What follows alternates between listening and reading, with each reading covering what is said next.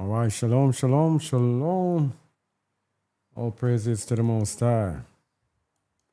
I think it's a very important teaching. I say this every week, don't I? It's a very important teaching today. Yada yeah. All praises. Very important teaching today because it's going to.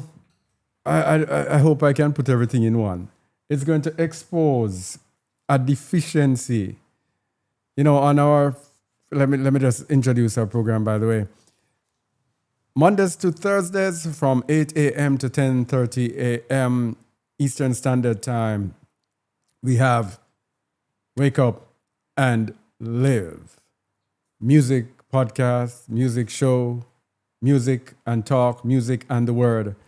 It is a morning show where you wake up and we wake up with some vibey music, hopefully vibey, and we awaken the nations with the truth that we receive. All right?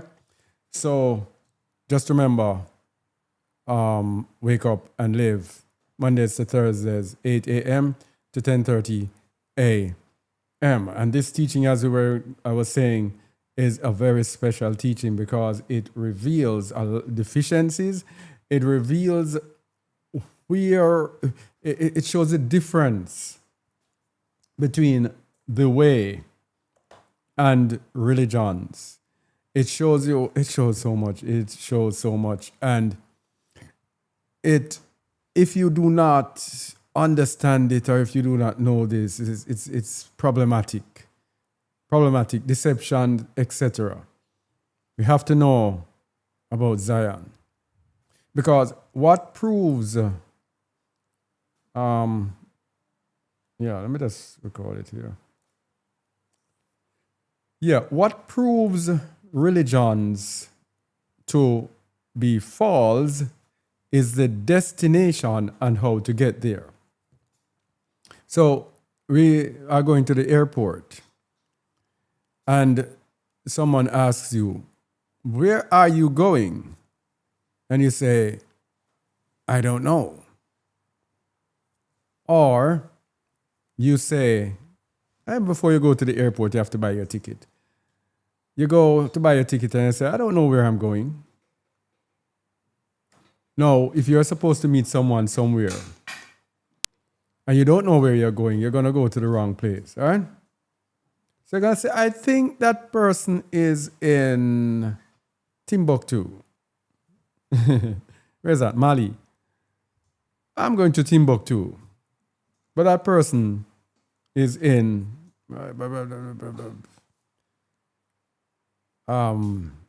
Lagos, Nigeria. So you end up going to the wrong place. You will not meet the person. It's the same thing with the word, with the way. If you don't know where you're going, you are not going to know how to get there. And you are going to go to the wrong place. All right? Now, the different religions, each one of them have different destinations. Christianity's destination is a new heaven, new earth, or they're raptured into heaven. The qualification, you must be a Christian in order to partake. Judaism, Jewish beliefs in the afterlife are as diverse as Judaism itself. From the traditional view, expecting the unity of flesh and spirit in a resurrected body, to the idea that they live on, or we live on in our children and grandchildren.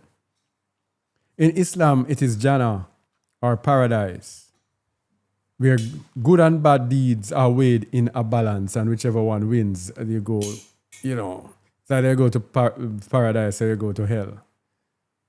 Hinduism, it's moksha, the end of rebirth. They believe that the soul, or Atman, realizes its true divine nature. That's when you realize your true divine nature and unites with or returns to the ultimate cosmic reality, which is Brahman. So that is why the Hindus go and they do their meditation and do all the things in order to reach the true divine. Buddhism The final destination for Buddhists is nirvana or parinirvana at physical death. It's not a physical place like heaven, but an unconditional state of liberation where greed, hatred, and delusion are extinguished, ending the endless cycle of rebirth and suffering. Now, if you look at all of these, what all of these have in common is that there is not much requirement of righteousness. There's not much requirement of us to be transformed into beings of righteousness. For example, like Christianity, you be a Christian. They believe that there is a place for you. Be a Christian, live a good life, you go to church, you pay your tithes and offerings, you do some good deeds, you do not fornicate, a few sins that they pay attention to. Things like those. The Jews now, their thing is, you don't have to do much. You're a Jew, so you're good. Just do a Jewish life and pray to the Most High and do. In Islam, as long as your good deeds outweigh your bad deeds, you're good. Hinduism, you are seeking within your strength to seek to reach to that point. Buddhism, again, seek through your strength. So it goes against the truth of the scriptures in which Hamashiach said, if any man come after me, let him deny himself, pick up his stake and follow me. And any man be in Messiah, he is a new creature. All things are passed away. Behold, all things are become new. It's a transformation. And the Most High was in the Messiah, reconciling the world unto himself. That is the transformation that comes within her. And as Hamashiach said, you must be born again. So it's a whole transformation of a brand new person that is in the truth. But these religions skirt them because religions have been set up by Hasatan for our deception. And the deception is they sound like the truth, they come close to the truth, but they are not the truth. So why is it important to know your destination? Why? As the word says, my people are destroyed for what? For lack of knowledge. So if we don't have knowledge, we are already destroyed.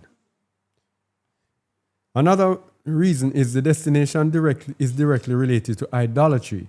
Because as we just showed earlier, all of the different religions, they're all about what man says and man setting up his thing to show us that that is the way to go. And all of these lead us into some form of, it's either direct idolatry or it's a whoring after the world. As the Jews go after their money, the Christians go after their money, the Islam go after their money, the Buddhists go after their idols, the Hindus go after their idols. It all has to do with idolatry. Now, if you don't know where you are going, you will be easily deceived, as I showed with the illustration. Somebody along the path is going to tell you some lie. If you don't know where you're going, then someone is going to point to you a false destination. With the false destination comes false teachings. Okay? That is why when someone draws you off with a false doctrine, that doctrine is going to come with fallacy. All right? That is why the word says, there will be false teachers among you. And I forgot the exact wording. That there will be false teachers and false prophets. Yeah. So the false prophets, I'm trying to find get the verse, that the false teachings will come with false prophets and false teachers to go along with it. That's it. Now, destination is directly related to faith. It is believing in what appears to be a fairy tale to some people. So, for example, the destination we're going to look at is Zion. Now, people cannot see Zion. Where is Zion today? We have the world. We know everywhere in the world. We know what's happening in the world. Where is Zion? But we look to Zion to be on this earth.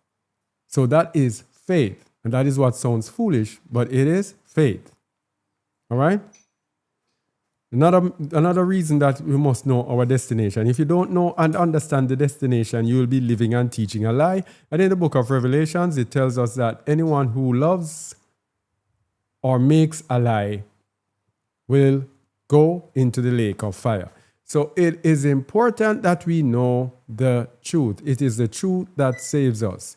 And in the book of 2 Thessalonians 2, it tells us that if we do not have the love of the truth, we cannot be saved. And if we do not have the love of the truth, we will be sent a strong delusion that we believe a lie. Now, another reason why it's important to know your destination. The entire book is about us being taken somewhere in the end. If we do not understand it, then we are foolish. In Psalms 5:5, it says, "The foolish shall not stand in your sight. Thou hatest all workers of iniquity," which shows that if we are foolish, we are going to be workers of iniquity. And in Matthew 7:23, Hamashiach says, "Depart from me, I never knew you, you workers of iniquity."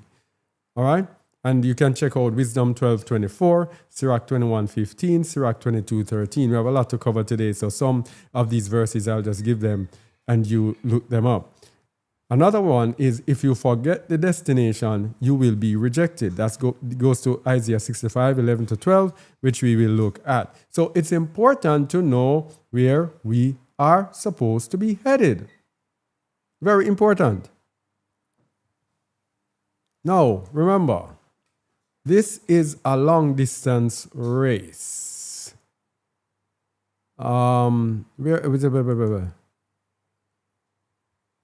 Yeah, this is a long distance race.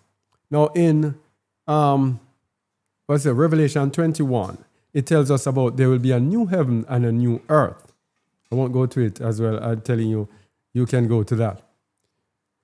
There'll be a new heaven and there'll be a new earth. So that is what some people look to, and there's a new heaven, new earth. But they don't realize that we are in a long distance race. We're not in a sprint. There are lots to happen before that. Because, for example, some Christians, etc., many believers are looking now for this new heaven and new earth to come. Rapture, then taken to heaven and new earth. There's a lot to happen before that. So if you look at Revelation 20, it tells you what will happen before that. We have to look at the end of the reign of the fourth beast. And the fourth beast has not yet fully established their reign because they're building out their mark of the beast system that has not yet been revealed and not being enforced. So we have the end of the reign of the fourth beast to come. We have the end of the mark of the beast system. We haven't really gone to the beginning. We're just brushing it. Then we have the 1,000-year reign where Gog and Magog to battle the saints who will be in Zion after 1,000 years. Then the armies of the nations will be defeated. Then the white throne judgment. Then we have New Jerusalem, the earth renewed, a new heaven, and a new earth. All right? There is much to happen before that. So, what we're going to show you is that there's a return to Zion before the new heavens and the new earth. So we have to show that it will happen in the natural realm, not the spiritual realm.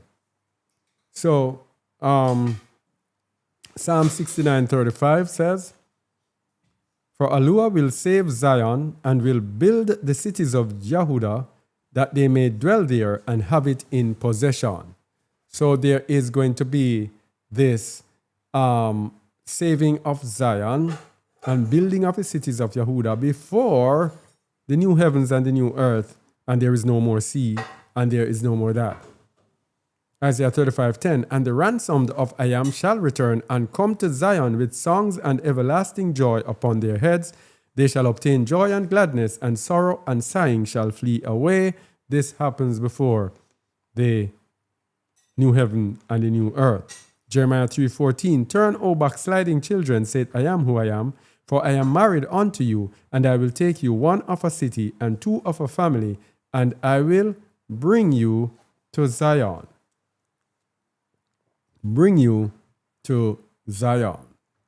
Because there's a bringing to Zion first. Jeremiah 50:28, "The voice of them that flee and escape out of the land of Babylon, to declare in Zion in Zion, the vengeance of I am who I am, or Alua, the vengeance of his temple. So they will be declaring his vengeance before the 1,000-year reign. So what and where is Zion today? Let's look a little about Zion. In 2 Samuel 5 verse 7, Dawood, or David, he was speaking about, it says, nevertheless, David took the stronghold of Zion. The same is the city of David. Stronghold, Zion, city of David. Now the word for stronghold, H4686, is matsud, from it's a castle, a net or abstractly capture, also a fastness, castle, defense, fort, fortress, stronghold, be hunted, net, snare, strong place. So Zion is a stronghold, a fort, and David took the fort. So the meaning of Zion, the same as a capital, a mountain of Jerusalem. So there's another important thing.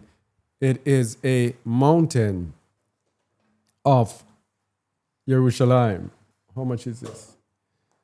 Oh, we're not on the radio. I need to get that thing charged up before I can get it on the radio. We'll be there, hopefully. You're going to remind me in about 10 minutes. Please. Yeah. 86725. It comes from 86725. A monumental or guiding pillar, a sign, a title, a waymark, in the sense of conspicuousness. So it is a conspicuous monument, a guiding pillar. So Zion is actually a place in Jerusalem that is a fortress, that is a monument, a pillar, a guiding pillar, something that stands out to let people know that this is the heart of the Most High. This is the heart of Jerusalem. Now, Zion and Jerusalem are used interchangeably at times, and at times they are separate. Let me just give you examples. In 1 Kings 8 verse 1, here it is shown that Zion and Jerusalem are separate. Then Solomon assembled the elders of Yasharal and all the heads of the tribes, the chief of the fathers of the children of Yasharal, unto King Solomon in Jerusalem, that he might bring up the ark of the covenant of I am out of the city of David, which is Zion. So he's going to bring the ark out of Zion and bring it into Jerusalem. So there, it appears that they are separate. But then in 2 Kings 19:21, they are shown like as if they are synonymous. This is the word that I am had spoken concerning him. The virgin, the daughter of Zion, hath despised thee and laughed thee to scorn. The daughter of Jerusalem hath shaken her head at thee. So it appears to be the same. Some people, you can, because the scriptures and the prophecies, they are not like one single thing, because this is actually speaking about the nation itself. It's also speaking about the bride, the daughter of Jerusalem, of course, but we're not looking at that today. So just want to mention that. So it appears to be synonymous. And there are several other places where they are mostly shown to be synonymous. So when we hear about my holy mountain, we look at the same principle. My holy mountain, Jerusalem, is called my holy mountain, and Zion is called my holy mountain. Let's look at it. Isaiah 66:20. And they shall bring all your brethren for an offering unto I am out of all nations, upon horses and in chariots and in litters and upon mules and upon swift beasts, to my holy mountain Jerusalem. Said I am, as the children of Yasharal bring an offering in a clean vessel into the house of I am who I am. Joel 3:17. So shall ye know that I am who I am, Yer Alua, dwelling in Zion, my holy mountain. Then shall Jerusalem be holy, and there shall be no strangers pass through her anymore. So here, Zion is referred to as the holy mountain. And when we know that Zion is his holy mountain, then when we know I am who I am, who dwells in Zion, my holy mountain, then shall Jerusalem be holy. So they are used synonymously. But what Zion is a fortress in Jerusalem. So it's like you have a city. And what should I say now? For example, let me use Kingston, Jamaica as an example. Kingston, Jamaica, the capital city. Kingston is actually just 10 square miles. It's a parish, small parish, city named after the parish. Parish is a city. But then Kingston extends into St. Andrew, another parish. But you call the entire city Kingston. So Kingston would be like the example I'm giving, the equivalent of Zion. And then Jerusalem will be the entire Kingston, the rest of it that spreads into St. Andrew.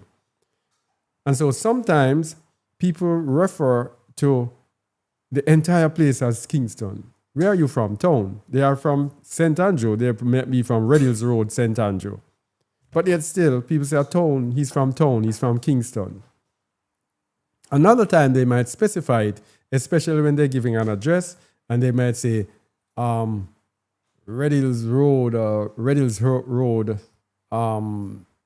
St. Andrew, Jamaica.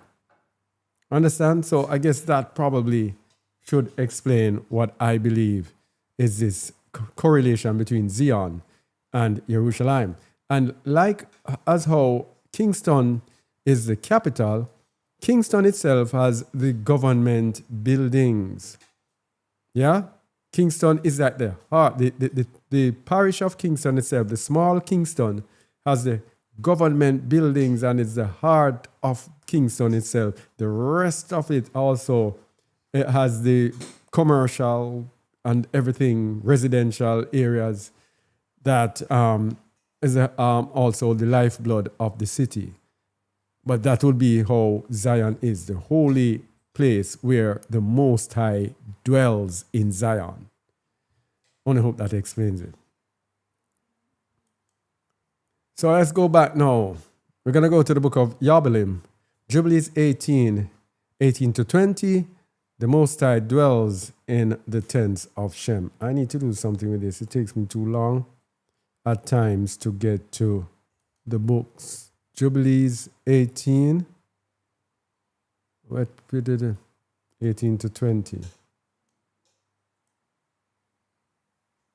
Jubilees 18.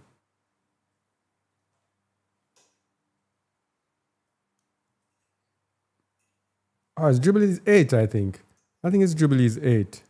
Scratch that.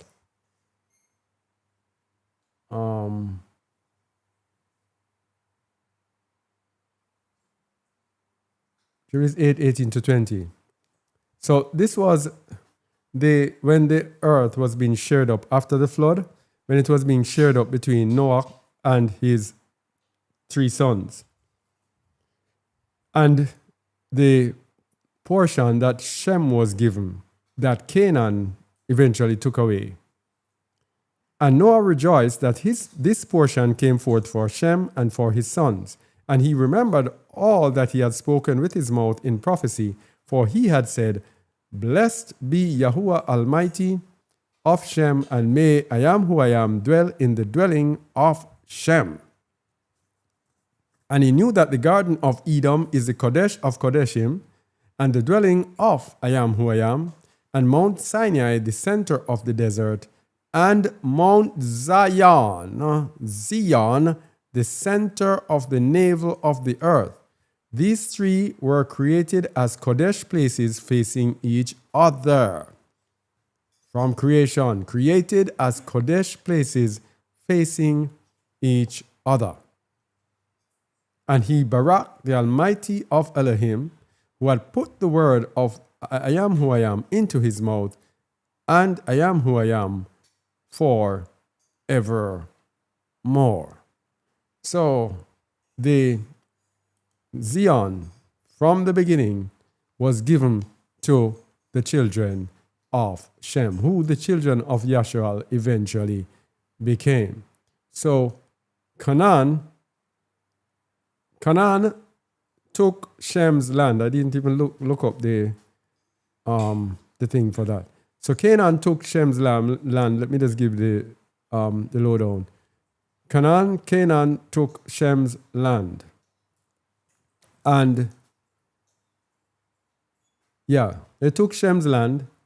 And so over many, many years, the Most High's justice came when he brought the children of Israel, when he used to bring us back permanently in, when he brought the children of Israel back into the land, and they displaced the Canaanites, the Hittites, the Jebusites, the Perizzites, the Girgashites, the Hivites.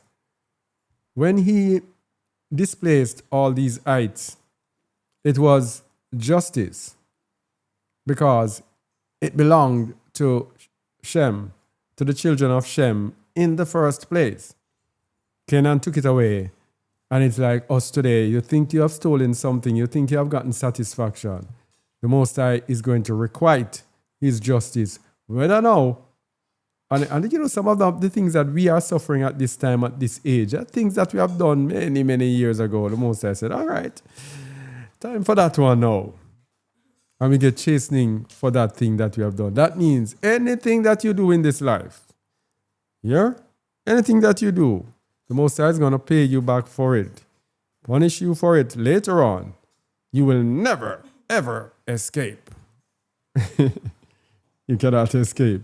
So you better behave yourselves. Yeah. Where was I? So Canaan took the land.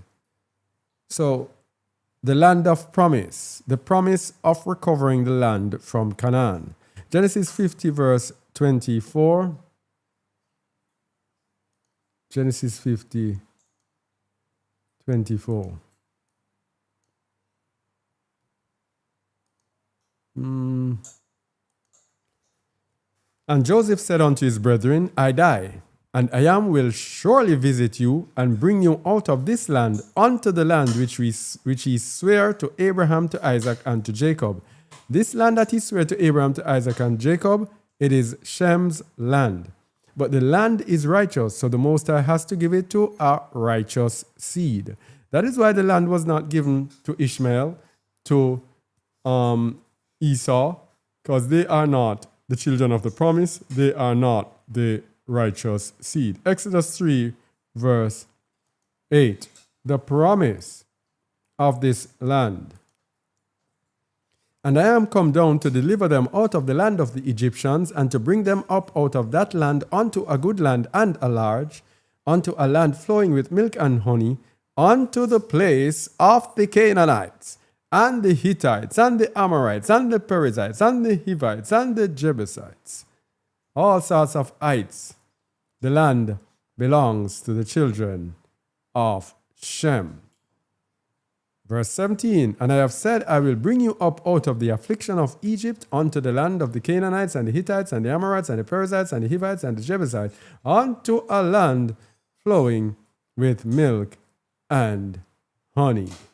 Exodus 6 verse 8, another one. And I will bring you in unto the land concerning the which I did swear to give it to Abraham, to Isaac, and to Jacob, and I will give it to you for an heritage. I am who I am. So it is to be given to us for an heritage, but nobody has that land today. So it is our generation that's going to be the ones who are going to recover this land, to partake of finally of this or these promises. Our generation, the generation to come, this promise. So, where are we now? We looked at the final. Let me just get a quick look at the final destination, by the way, because I didn't do it. It was at the wrong place, but let me still do it.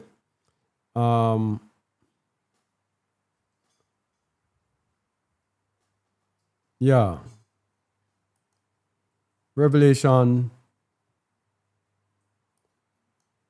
21. And I saw a new heaven and a new earth, for the first heaven and the first earth were passed away, and there was no more sea.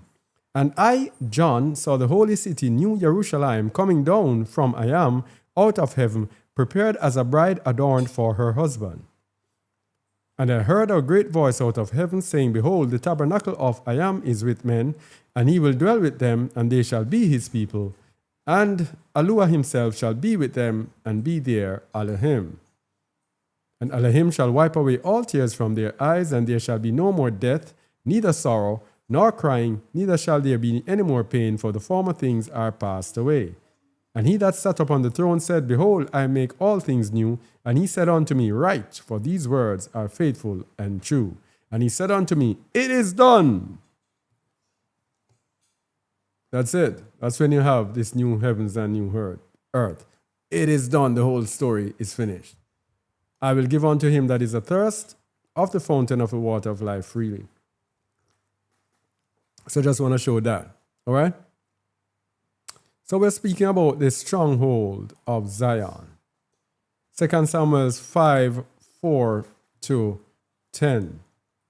The stronghold of Zion. 2 Samuel 4, 5 to 10. And the sons of Rimmon, the Beerothite, Rechab, and Baanah went and came about the heat of the day to the house of Ishbosheth, who lay on a bed at noon. Now this is, it can't be the right one, is it? 2 Samuel 5, 4 to 10. Sorry about that. David was 30 years old when he began to reign, and he reigned 40 years.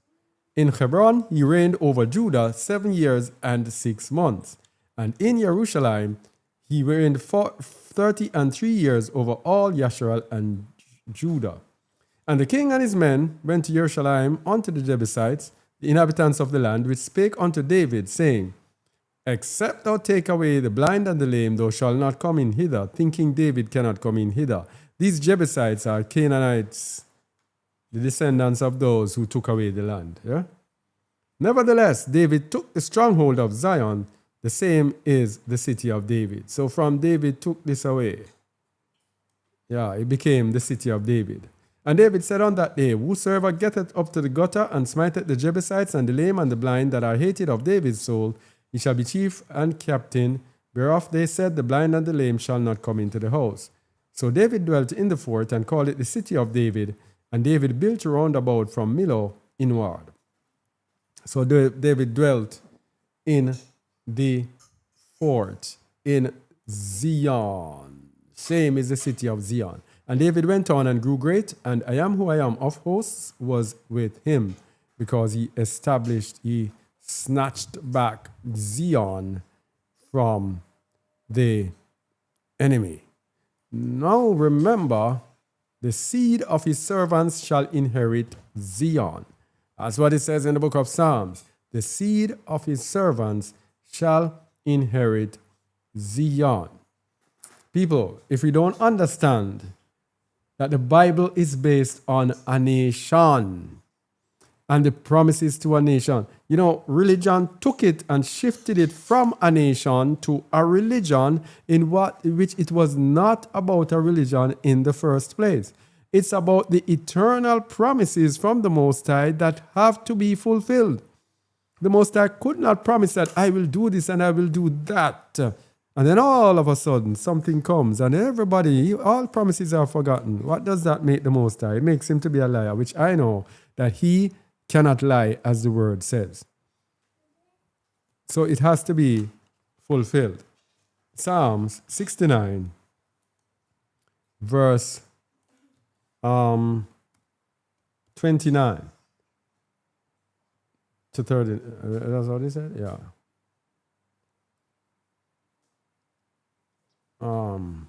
What did I say? 29 to 36. But I am poor and sorrowful. That's what I said? Yeah. I am poor and sorrowful. Let thy salvation, O Alua, set me up on high. I will praise the name of Alua with a song, and will magnify him with thanksgiving. This also shall please I am better than an ox or bullock that hath horns and hoofs. The humble shall see this and be glad, and your heart shall live that seek I am who I am. For I am heareth the poor, and despiseth not his prisoners.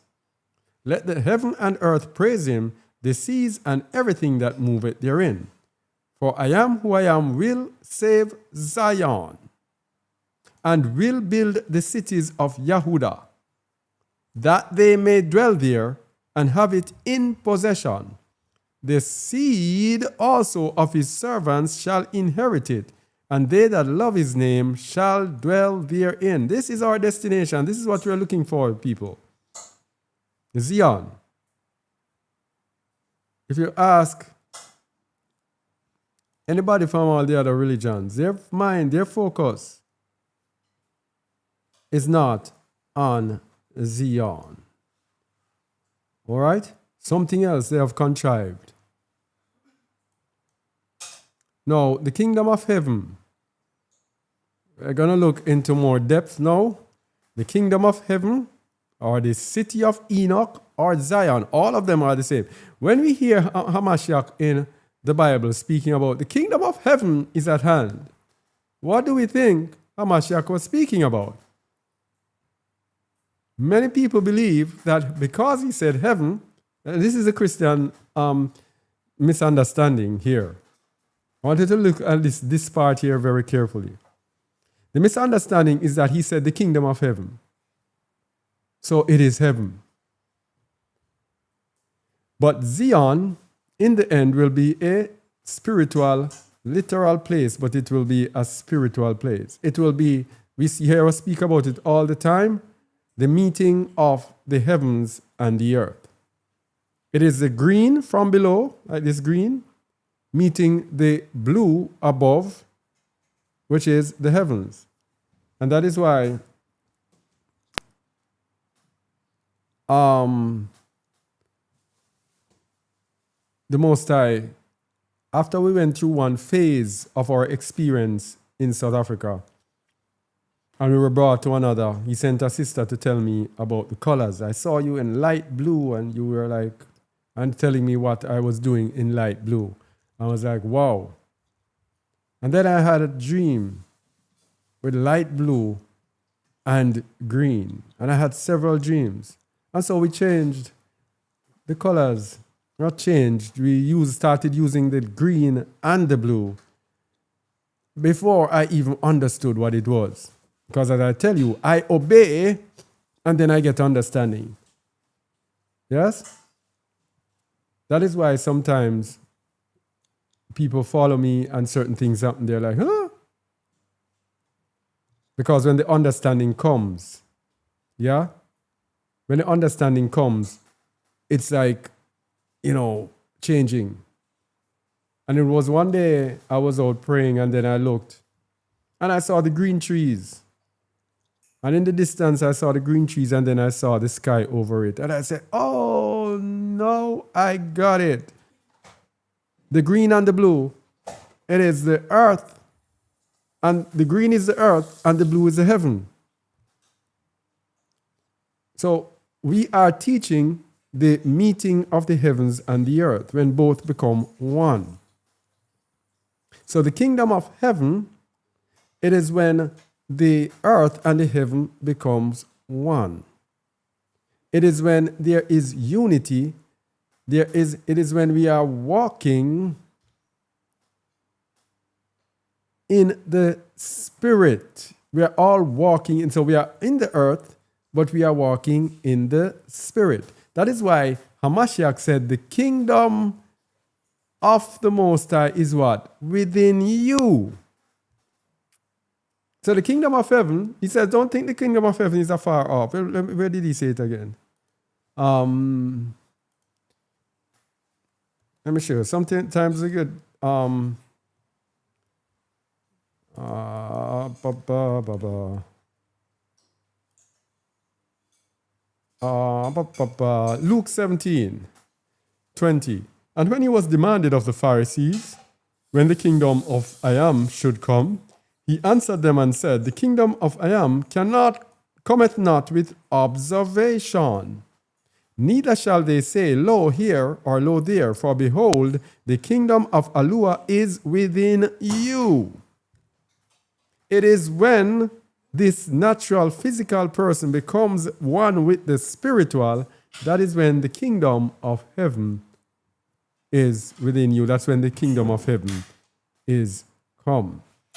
Now, the kingdom of heaven, which is Zion, the city of Enoch, Zion. Let's go to Matthew 4:17 and Matthew 11:11. I'm going to get some insights from here. Matthew 4.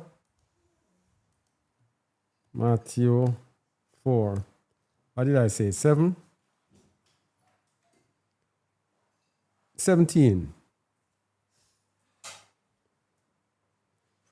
From that time, Emmanuel began to preach and to say, repent, for the kingdom of heaven is at hand.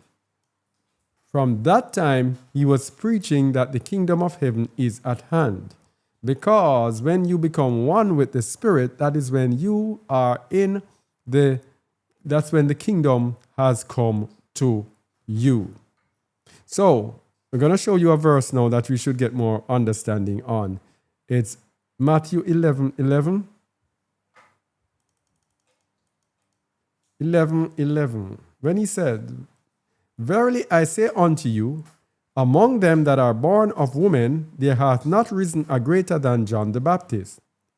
Notwithstanding, he that is least in the kingdom of heaven is greater than he. He that is least in the kingdom of heaven is greater than he. That means there are already people in the kingdom of heaven. And we're going to show you from the book of Melchizedek that there are people in the kingdom of heaven, the city of Enoch, where Enoch was taken up, that others were taken up to be in that city, and that they are spiritual persons. And the reason he's saying that they are greater than John, because John is now in the natural. And at that time, John did not transcend the natural and the spiritual. He did not as yet become one. When John has left and being transformed, then he will also be that. But what he's saying that the natural man, the spiritual man is greater. The least spiritual man in the kingdom is greater than this natural man that is on the earth preaching. And no matter how he seems to have, and this is the same thing to us. We see people who appear to be so humble and they give up everything and they do this, yet still, they are still battling sin. Yet still you can still see imperfections in them. The one who has been transformed, totally transformed in the kingdom, these people are spiritual and they will not be in transgression. So let's go to the book of Melchizedek, chapter 2. Melchizedek, chapter 2.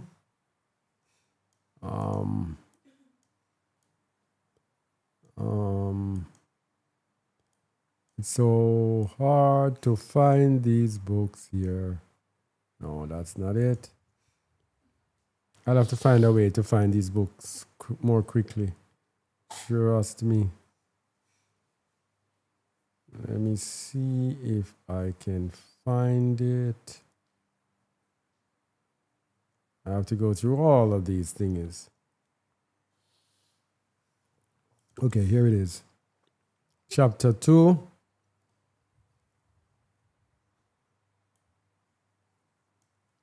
Chapter 2. Oh, there's so much to do today. Today is chapter 2. Yeah. What did I say? Chapter 2. All right. All right, let me begin.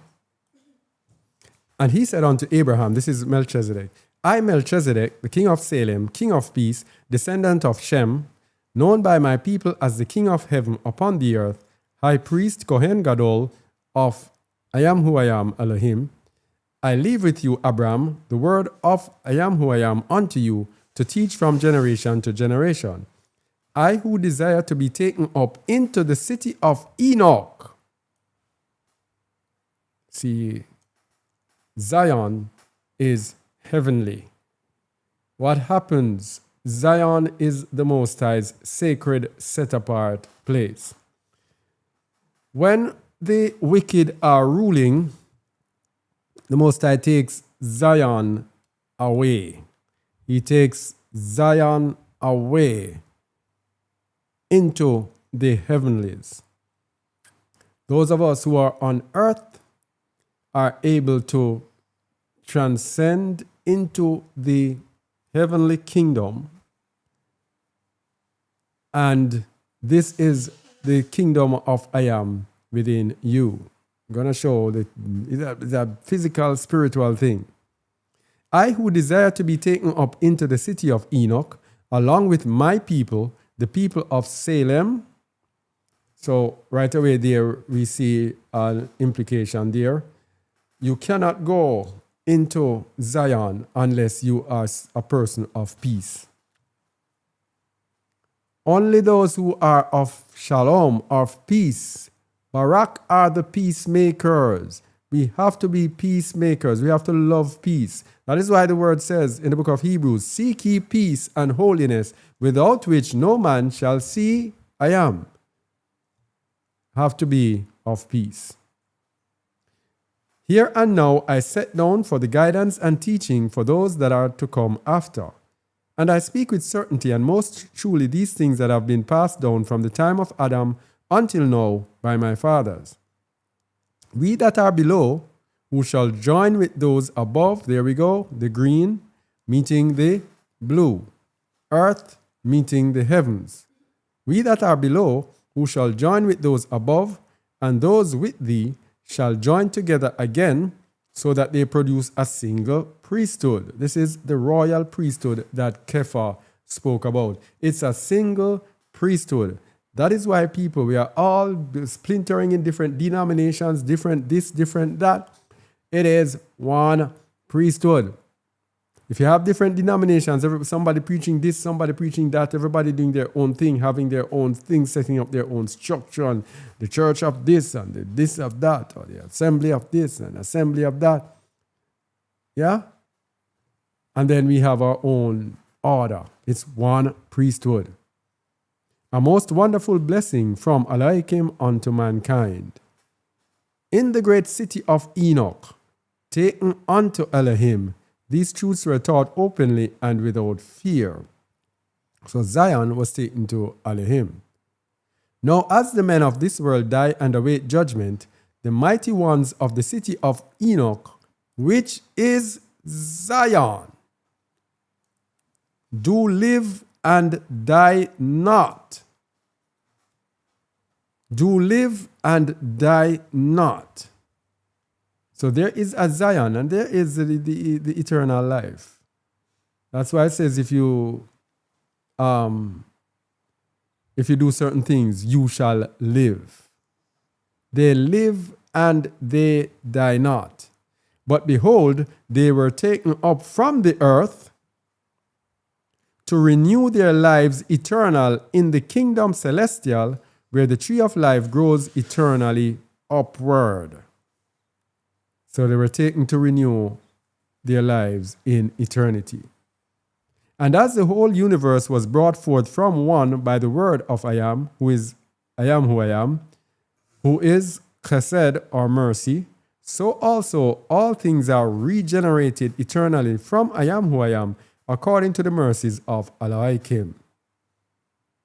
And this city has Avinu, our father, of knowledge for a father, and the wisdom of the tree of life for a mother. So it's all spiritual. And the city was carried by the air as if in a womb after it was finished being nursed by the earth. So the earth nourished Zion for a time. And then the Most High took up Zion because Zion went into unrighteousness. And the Most High could not tolerate unrighteousness to be on this land, in this earth. That is why when people are asking today, where is the location of Jerusalem? Looking for ruins and all of those things. It's telling you that the Most High took Zion. Now, whether or not he left physical evidence, who knows? But this is why there is, you cannot find the physical evidence. The city was carried by the air as if in a womb. And this is how it is gonna, the spiritually come back down. What we're gonna show is that Zion is going to be rebuilt. They shall rebuild the desolate places. Yeah? But this spiritual, holy, set apart city, that's Revelation 21, a new heaven and a new earth, will not happen until after the white throne judgment. And this because I am who I am is the cause of all perfection of all things throughout the universe. And it shall come to pass that those that dwell in this city shall attain the highest perfection of power celestial, when in the end times it shall be returned back unto the earth. So these are the highest of the highs, those who are living at the highest Torah. And even I did at the first walk in the dark, not knowing the way that led into light, looking for the path to this city that dwells with Elohim. So, we at the first walk in darkness, not knowing the way that led into the light. That's why we are followers of the way. And that is why we have to have teachers. That is why we have to hear a voice saying, this is the way, walk ye in it when you turn to the right or turn to the left. Directions, instructions. That is why if we don't take instructions or are not willing to be corrected, we are going to continue in darkness. So the city dwells with the Most High. But I am who I am did bless me, and I have ascended from the darkness or abyss by the power of Ruach HaKodesh into the light. So we need the blessings, we need the Most High to open our eyes so that we can move from darkness to light. And thus my strength and the power of the priesthood, or in other words, by the power of I am, has been awakened and renewed. Now for a time I reign among men in the city of peace, Salem, and the lands round about, and it shall soon come to pass that we too shall live by the grace and power of I am, who is our Elohim, and thou shalt know me no more. So this, he's telling you that there is a time when he will dwell in peace until the Most High calls him, and he will call him to the city of Enoch, to Zion.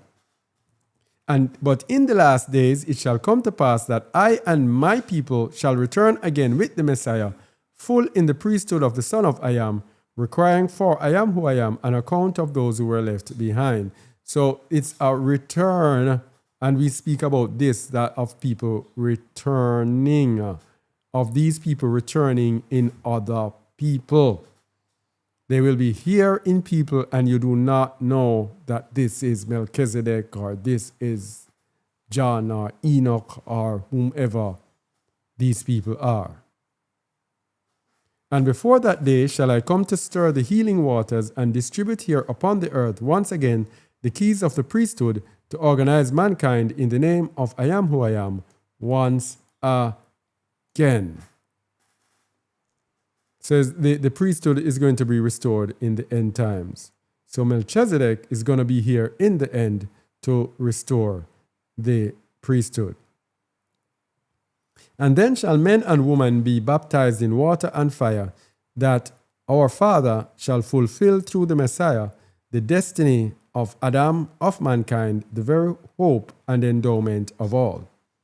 And I shall descend with the Son of Man in that day from the city of Enoch.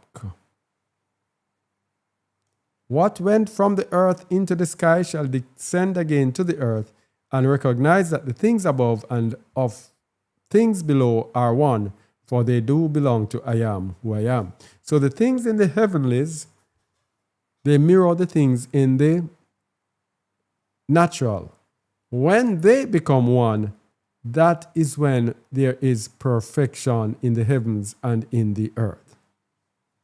Therefore, it is he that possessed the splendor of Alaicum Celestial, whose keys we shall carry, and beyond this degree no one shall climb any further. The priesthood and authority of Kedem Kadom Kadmon himself presently comes forth stronger by reason of this fortitude. The holy priesthood, after the order of the Son of Man, subdues all earthly and heavenly bodies surely.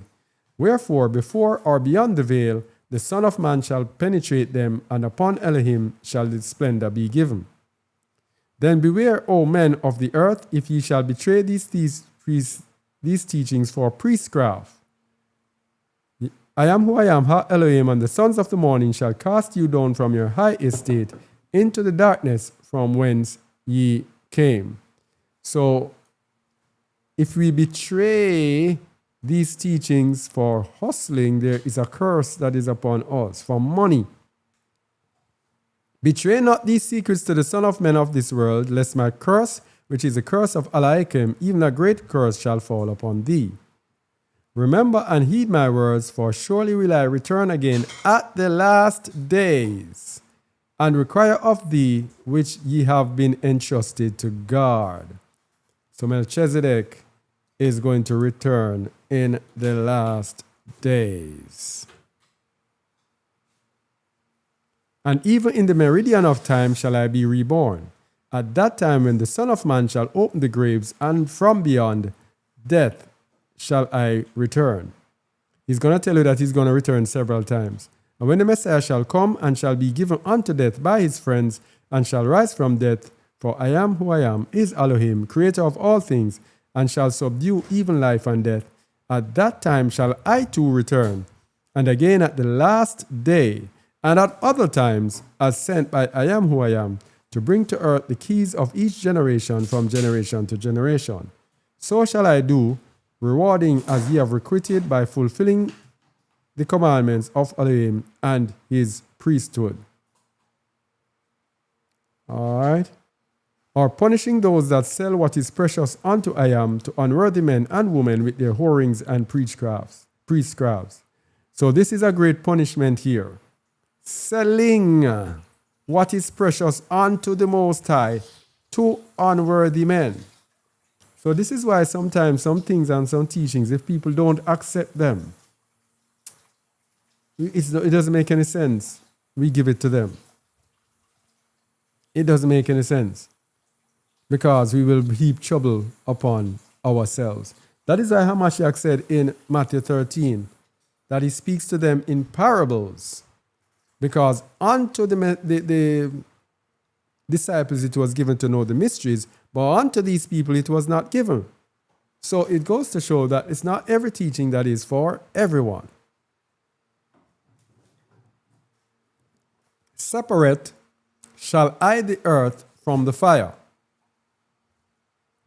Yea, as it ascends from earth to the heavens.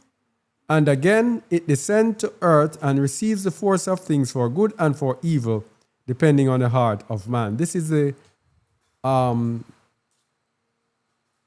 mirroring of things in heaven and on earth. By this means of separation you shall have the splendor of the whole world, and therefore all obscurity will fly from you. But so too shall the wisdom of Alaichem be kept hidden from thee, if thou give in to the darkness of mankind. There we go. Darkness and light. The wisdom is hidden if we give in to the darkness of mankind. If we seek the light, that is when the wisdom of the Most High is going to be with us. So beware, you are not following the wisdom of man.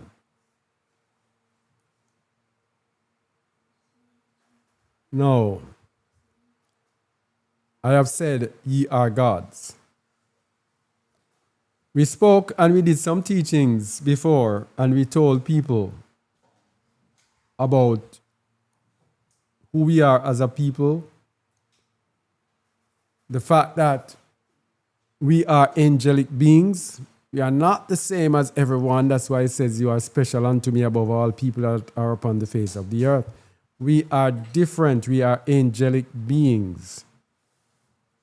We are, the Bible calls it Elohim. Does not mean that we are gods in the sense of gods, but we are heavenly beings. Let's go to Psalms 82, verses 1 to 8, and then we're going to go in the book of Melchizedek to get more understanding of what that actually means. Psalms 82, 1 to 8. We're going to see what that has also to do with Zion. Psalms 82, verses 1 to 8. When we told people this, many people did not believe nor understand. Yasharal, a chosen people. We are not the same as other people. Not the same. The other day I was looking at a video that came up, and it was speaking about people with a certain blood type, and how it all originally came from Africa and was scattered over the earth. Now, I believe the children of Yasharal hold that classification. Now, I won't say whatever it is, so people start saying, I'm saying such and such, but I'm just telling you. Because, and I remember as well, long time ago, when I was in blindness, I did a blood test, and it came out, and my blood was that type as well. I won't tell what it is. And it was showing and I believe some way, somehow, the Most High hides his people in all of those things. But let's go to Psalms 82, a psalm of Asaph. Elohim standeth in the congregation of the mighty. He judgeth among the Elohim, the congregation of the mighty. These are from among the children of Yasharal. All right? But guess what? They were sinful. They were sinful. And that is what is happening to, or has happened to, his people today. The Elohim are here, but they are currently in sin. That's why there are people like me who try to reach people, to dig them out, to awaken them, to stir them up, so that their eyes become opened as to who they are, what they should be doing. How long will ye judge unjustly and accept the persons of the wicked? This is what the Elohim were doing, our people. Defend the poor and fatherless. Do justice to the afflicted and needy. Deliver the poor and needy. Rid them out of the hand of the wicked. They know not, neither will they understand. Here we go. The heavenly beings, they do not know, because they have been given what? A cup of forgetfulness. When the Spirit has been put in us, we are given a cup of forgetfulness so that we cannot remember our past. When we come in this world and is in sin, sin darkens us even more and takes away the knowledge of who we are, or understanding of who we are. Our task is to wake up. Our task is to take away the blindness from us. So we are in sin, and here what happens. They know not, neither will they understand. They walk on in darkness. All the foundations of the earth are out of course. So without these people coming back in understanding, in righteousness, the whole world will be thrown out of course, or has been thrown out of course. Verse 6, I have said you are Elohim, ye are gods, and all of you are children of the Most High. That's why the Most High calls us his children. But ye shall die like men and fall like one of the princes. So that's what we came here for. We came here to live and die like men. But we have to die to what? Perfection. So this body that we have is just a little fleshly thing to bring us through so that we can die like men. Simple. Only that in the end time, there are many people here in the end time who have already died and are coming back and will not die again. Arise, some are to die, some will not. Arise, O Elohim, judge the earth, for thou shalt inherit all nations. So before the Most High inherits the nations, these Elohim, these gods, have to awaken. They have to awaken. Now let's go to the book of Melchizedek, page 6, chapter 4, verse 14. And we get more understanding of that. And through the mercy and justice of Eliakim shall we gain understanding, and by understanding a glimpse of the crown of Elohim. Now here we go.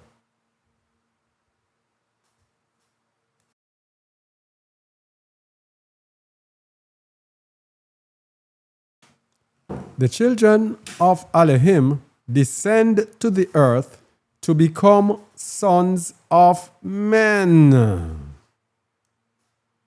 to die as princes and ascend from the earth to the heavens and become rulers over that which is above and that which is below. So they are already in the above,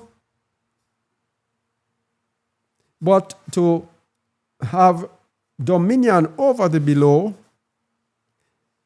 they have to be sent, we have to be sent into the below to have victory over the below, so that we can have victory over the above and over the below. Let me read it again. The children of Alua descend to the earth to become sons of men, to die as princes and ascend from the earth to the heavens and become rulers over that which is above and that which is below. Deep I bowed in homage before I am who I am, receiving as my gift the key of life, which is knowledge given with wisdom, even the very tree of life. So when the sons of Elohim come to the earth and gain the victory over the earth, they are given the key of life. That is why in the city of Enoch, which is Zion, that is why there are beings in the heavenly who have victory over both the earth and the heavens. They are in the city of Hanuk, the city of Enoch. A great sin it is to eat from the tree unbeckoned, yet beckoned was I. So it is when the Most High, when we come here and we are perfected, then the Most High sees that we qualify to eat from the tree of life and beckons to us. So it's a great sin to eat when we are not perfected and the Most High says, okay, you are perfected, come eat of this tree. But he was perfected. Thus to the stars and the city of Enoch shall I too one day journey, then space and time shall be as naught. So because he was beckoned to the tree of life, then he will qualify to go to the city of Enoch.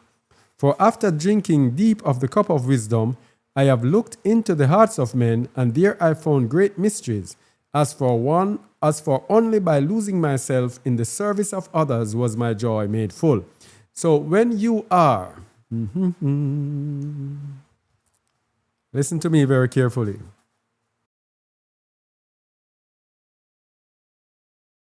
Listen to this carefully. After drinking deep of the cup of wisdom, I have looked into the hearts of men, and there I found greater mysteries. As for only by losing myself in the service of others was my joy made full. When you've reached a certain level, only by serving others will you be happy. Will you be joyful? The joy will come in serving others. Everything else will seem like unimportant. All right? And only in the truth of I am can our souls be filled, and the flame within lit eternally, as mankind too is filled with Ruach HaKadosh. Only in the truth of I am can our souls be filled. Not in lies, not in deception, only in the truth. And the flame within lit eternally, as mankind too is filled with Ruach HaKadosh. And through the ages, the holy priesthood, after the order of the Son of I am, lived and been passed down by my fathers, and now from my fathers unto you, Abraham. And I, seeing those around me taste of the cup of death, and return again unto the light of life. There we go. People dying and returning again to living to the light of life. Even the bosom of Alaikim know that this life is but a fleeting memory. And thus gradually I learned from the wisdom of my fathers, knowledge passed down from the city of Hanuk. This wisdom filled me with waves of consciousness that had been one with me in a prior incarnation, only to be replaced by a spawn of a lower star here upon the earth. So the wisdom was with him before he came to the earth. Now, when we come to the earth is in darkness. We are in sin, in darkness. After overcoming sin, coming out of sin, having our eyes open, then the consciousness will return to us. That's as simple as it is. When we are in the earth, we are blinded. The average person, everyone is blinded. The reason we are here is because of the blindness. And every week we are here plowing away to see if we can come into more light. That's as simple as it goes.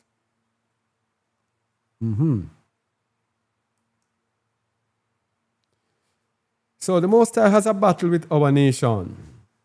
Some of these verses, I won't do all of them because I'm trying to minimize.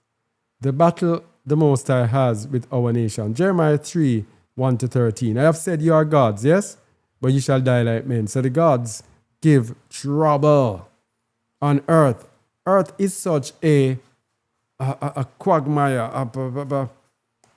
of quicksand pulling you down into it. It's hard to stay above the earth.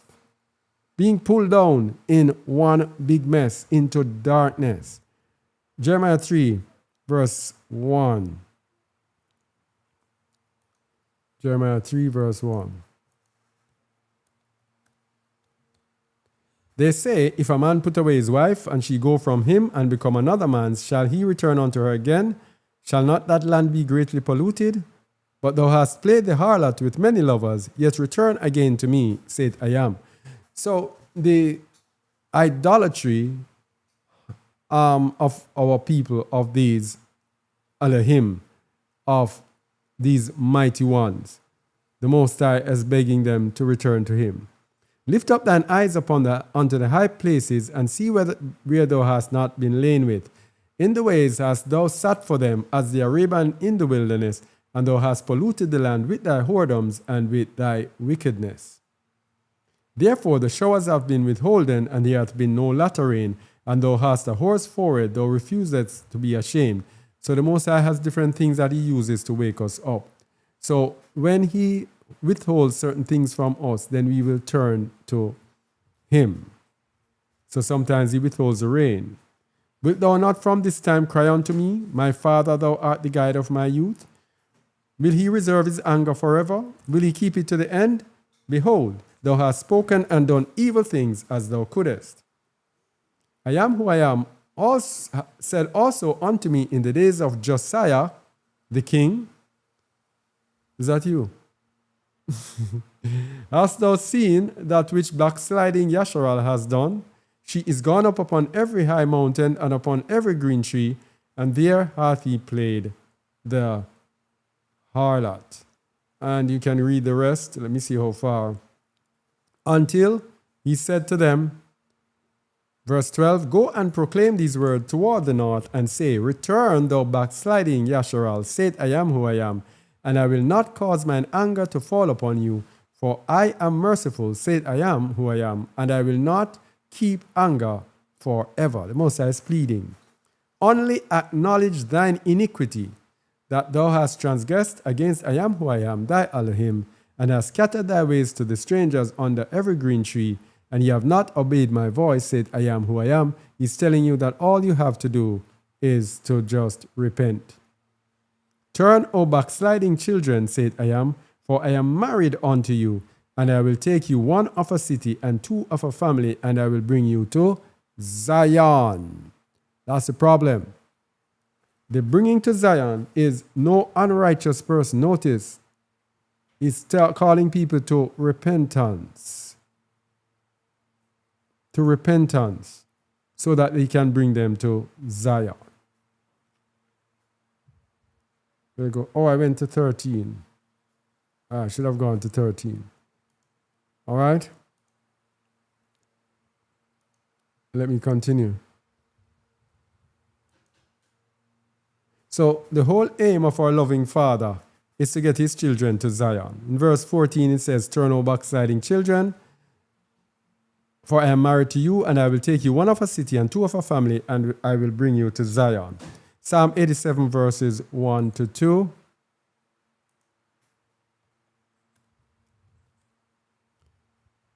Psalm 87, a psalm or song for the sons of Korah.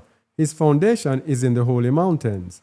I am who I am, loveth the gates of Zion more than all the dwellings of Jacob. So the whole aim of the Most High is to get us to Zion, to his holy mountain. Isaiah chapter 2, verses 1 to 3. The word that Isaiah the son of Amoz saw concerning Yehuda and Jerusalem. And it shall come to pass in the last days that the mountain of I am's house, Zion, shall be established in the top of the mountains, and shall be exalted above the hills, and all nations shall flow unto it. And many people shall go and say, come ye, and let us go up to the mountain of I am, to the house of the Elohim of Jacob, and he will teach us of his ways, and we will walk in his paths. For out of Zion shall go forth the law, and the word of I am who I am from Jerusalem. So that is the mountain. The Most High's aim is to get us into the mountains. But the aim of this world is to get us to forget Zion through any, what is this, E-N-E? Through any means necessary. Yeah, through any means necessary, we must forget Zion. That's the aim. And so that is why they give us polluted this, polluted that, polluted worship, they give us polluted education. As Bob Marley says, building church and university, deceiving the people continually. So it's this deception that they use to keep us blinded so that we cannot know the truth to get us to Zion. And that is why, channels like this that seek to tell the truth forever struggling. I have seen the numbers here cut drastically, especially with new believers. Sometimes for the month, if I tell you the numbers that we get of new people, and I know I see the activity in terms of the viewership and how it was compared to then. Because on average now, I think we get more viewers than before. And those days we were having like how many people per month? Many people. And now all of a sudden it has gone down to a trickle. And I know that's something is wrong because, artificial intelligence controlling all of this. So whenever people are speaking the truth, people are going to be kept down. Those who are speaking deception, these people are going to they're going to shoot in the algorithms. These are the people who are going to succeed. That's how Satan does. He rewards his people. That's exactly how it is. Yeah, but don't think we're complaining. We're just telling you to emphasize the fact that the aim of the world, and sometimes people get me, they have to say, boy, they're happy they found me. They don't know how they found me. Because it's not easy to find us. It's just the way it is. So how will the Most High get us back in order? Jeremiah 3:15-18. So the road to Zion it starts with hearing. It starts with hearing. And then it's obeying, following. Jeremiah 3:15.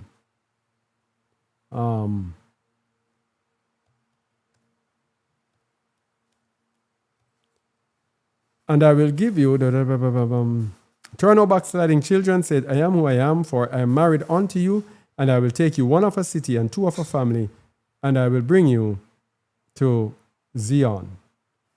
And I will give you pastors according to mine heart, which shall feed you with knowledge and understanding. This is what's going to happen in the end times. End times is going to rise up people who are going to feed us with knowledge and understanding according to the Most High's heart.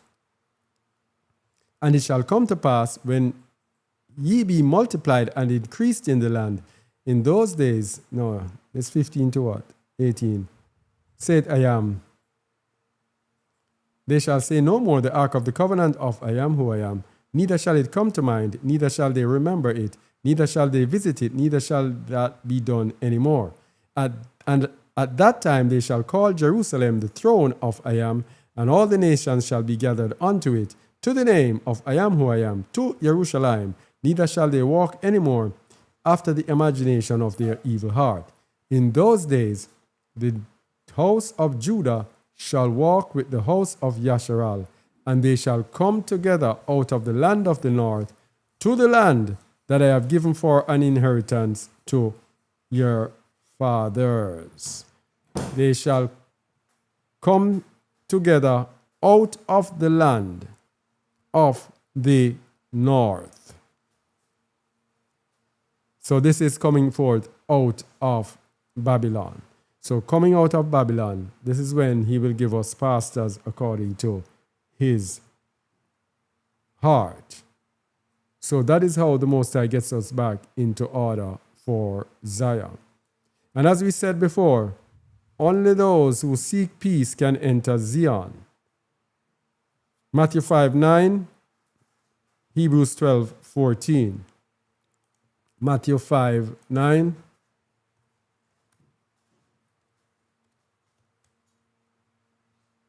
Barak are the peacemakers, for they shall be called the children of Elohim. And I think we did Hebrews 12:14. Hebrews 12:14 says, follow peace with all men and holiness, without which no man shall see I am who I am. The sealed book of Ezra said something very similar. Let's go to the book of Ezra, page 48, verses 1-3. Let me first get it on. Sealed book of Ezra.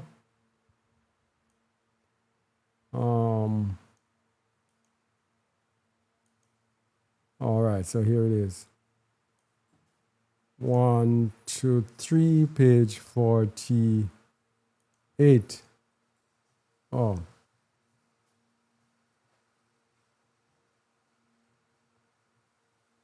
right, verses 1-3. If there be not peace in Zion, how shall it be built up? If there be not peace in Zion, how shall it be built up?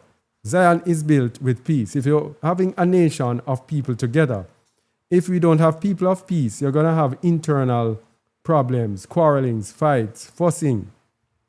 Yeah? And these things that we experienced even when we were in South Africa. When there is no peace, it could not be built up. For it must be built up, and if there be war, it cannot be done. Peace must be where the saints dwell. For Elohim is an Elohim of peace and not of war. Therefore, his saints must dwell in peace, in shalom. They shall not war with the nations round about, neither among themselves. For if they do either, they shall fall. Even so, so let it be. If there be war in Zion, it can never be built up. You see, it's saying it over again. The temple of the living Elohim shall be built there. The saints shall dwell there in peace and safety. They shall know the commandments of Elohim and obey them. They shall keep all his commandments. They shall have fullness of joy in serving I am who I am, their Elohim. Even so, so let it be. So let it be. You must have peace. So what is going to happen? There will be a latter days preaching of the gospel and the building of Zion. We are looking at Zion. We are looking into, we are going to look more into this Zion. The sealed book of Ezra, page 38, 15 to 21, chapter 10. Page 38, 15 to 31. It says, when will men cease to do evil and serve I am who I am, their Elohim?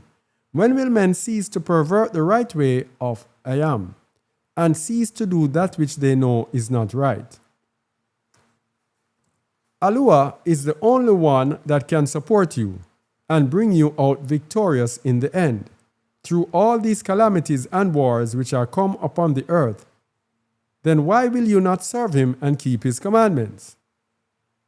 I don't understand either. Yeah, I understand the sinful man with his wants and his lusts and his desires, which makes him selfish, which makes him evil, which makes him wicked. Yeah. For he is great and wonderful, and none can deliver from his hands when he would destroy.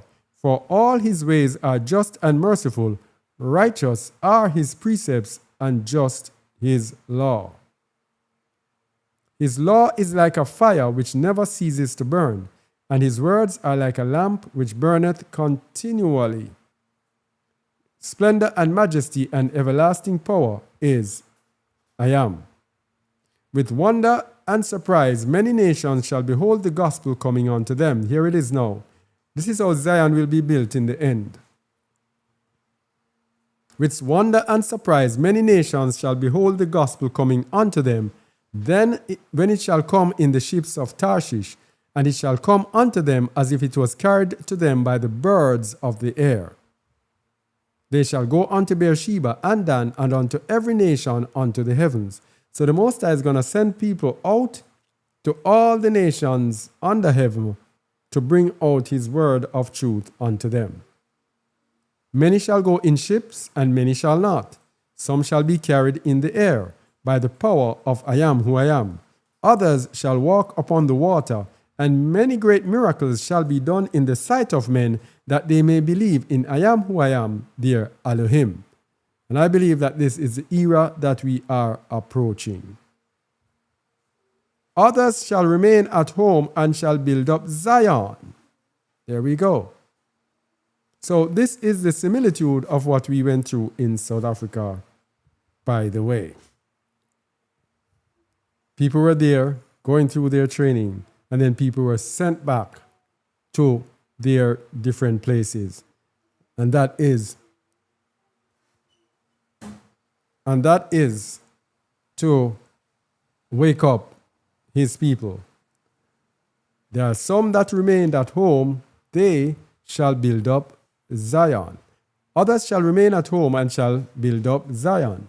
Yes, Zion shall be built up very beautiful before the coming of our Adonai and Savior, Emmanuel, the Messiah. So Zion being built up before the Messiah comes. Great is I am who I am, Elohim of Yashua. Even so let it be. So we get another aspect there of Zion, which is different from New Jerusalem, in that New Jerusalem will be coming down, ready-made, ready-built. This Zion is we are going to build it ourselves.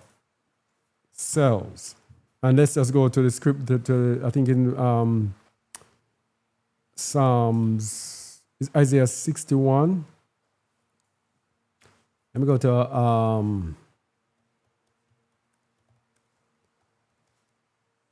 Amos 9:14.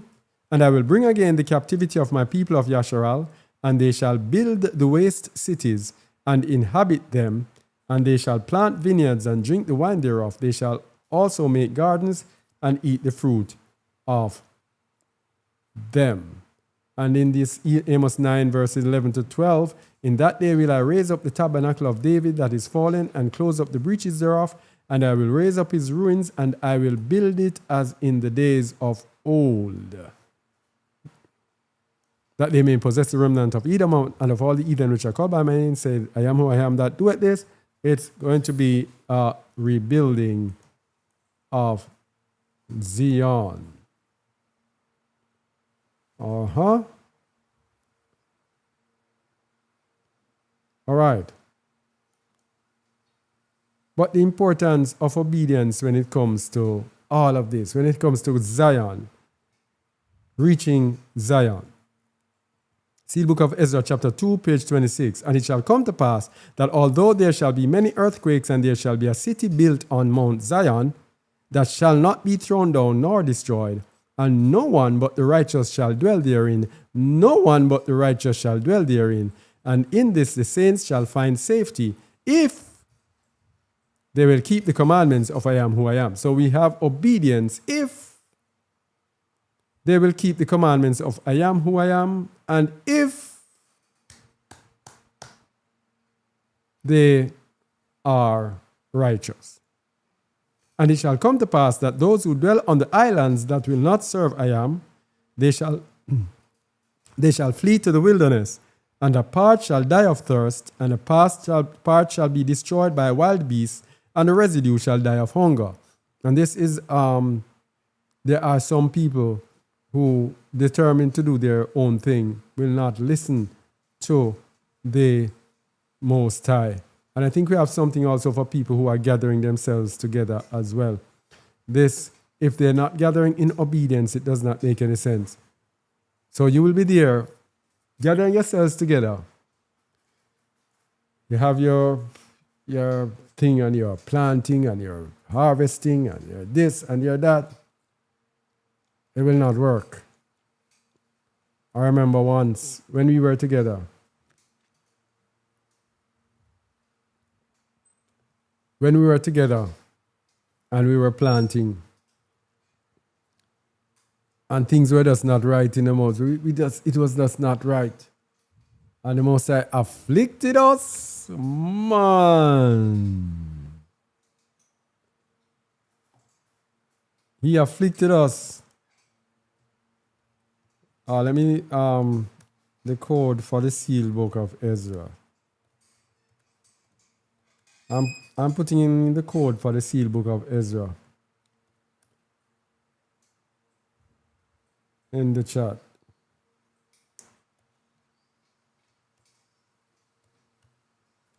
I think that's it. Yeah, and the Most High afflicted us. I mean, the crops. I remember that tomato crop. Mud. We planted a big field of tomatoes. Anyhow, that tomato crop had come, we wouldn't have hand to sell that tomato or to do whatever we want to do with it. And some bugs took it. I don't know if you even got one tomato from off of that. I remember there, we were also keeping chickens. And chickens were there multiplying. And what you call them? Some fleas, whatever you call it, took up the chickens. And the chickens were diseased to the point that every time we went in the area of the chickens, all sorts of bugs, what they call them? That plague chickens would bite us up, and you'd reach back home and they'd be scratching us. Because things were not right. This is it. That's how we tell you that we live. All of these things, most of these things, we live it. And it shall come to pass that those that who dwell on the islands, that's what we're telling people, you cannot put unrighteous people together. Unrighteous people from different families together. That is why when we have families, as the families grow, they just split. And one small unit can exist. But if you put the bigger unit together for any length of time, there's going to be problems.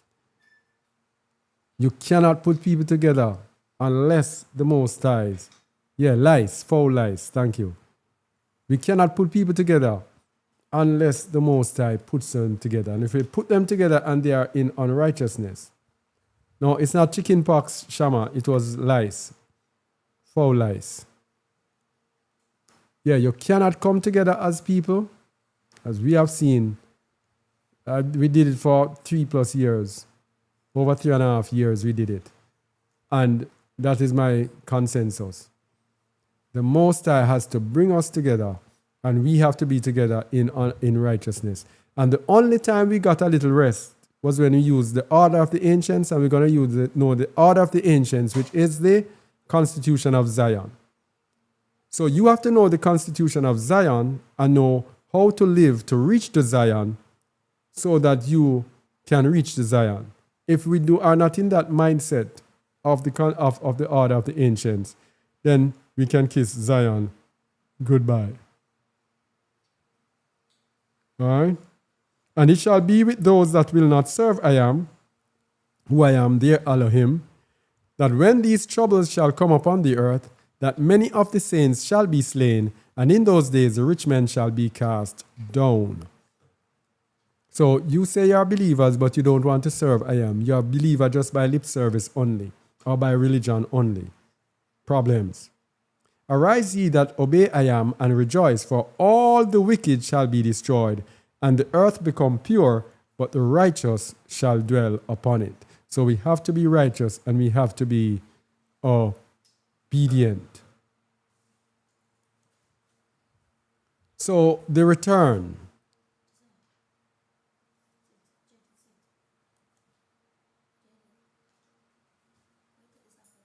This is swapped over. All right.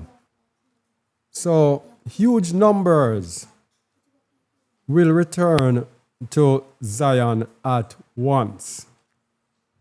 So remember, we're going to go back to Zion. That's what it is. After Babylon, we fleeing out of Babylon, we go to Zion. Now, when we received the call to flee out of Babylon, we thought that was it. We did not understand that it was a school. It was actual preparation. So we thought that was it. Now we get, after we going through the school, we got more understanding, more insights. So the Seal Book of Ezra, page 40, verses 23 to 25, actually shows us how that the children of Yashua is going to be a mass return. There's going to be a mass return to the land. Then shall the saints rejoice when the ships built of Kittim wood shall sail over the waters of the great deep, and bring in the saints from the nations afar off. and from the islands of the sea. Yea, they shall bring them from the 5 countries of the south, and from the 3 countries of the north, from Tubal, from Divan, and from many other places. For Divan is a great country, which lieth east of the islands of Egypt. From the east and from the west shall the saints come to Mount Zion. They shall come in companies of thousands, yea, tens of thousands. When they shall come, the wicked shall fear and tremble. This is something important to know about the return to Zion. In the end, there's going to be a mass preaching. You see, a lot of people are evil today. A lot of people are going to turn to the Most High in righteousness. And they are going to be massively gathered at once. So people living together now and setting up their communities, etc. Good luck with that. The Most High is going to gather in the end, massively gathering his people together.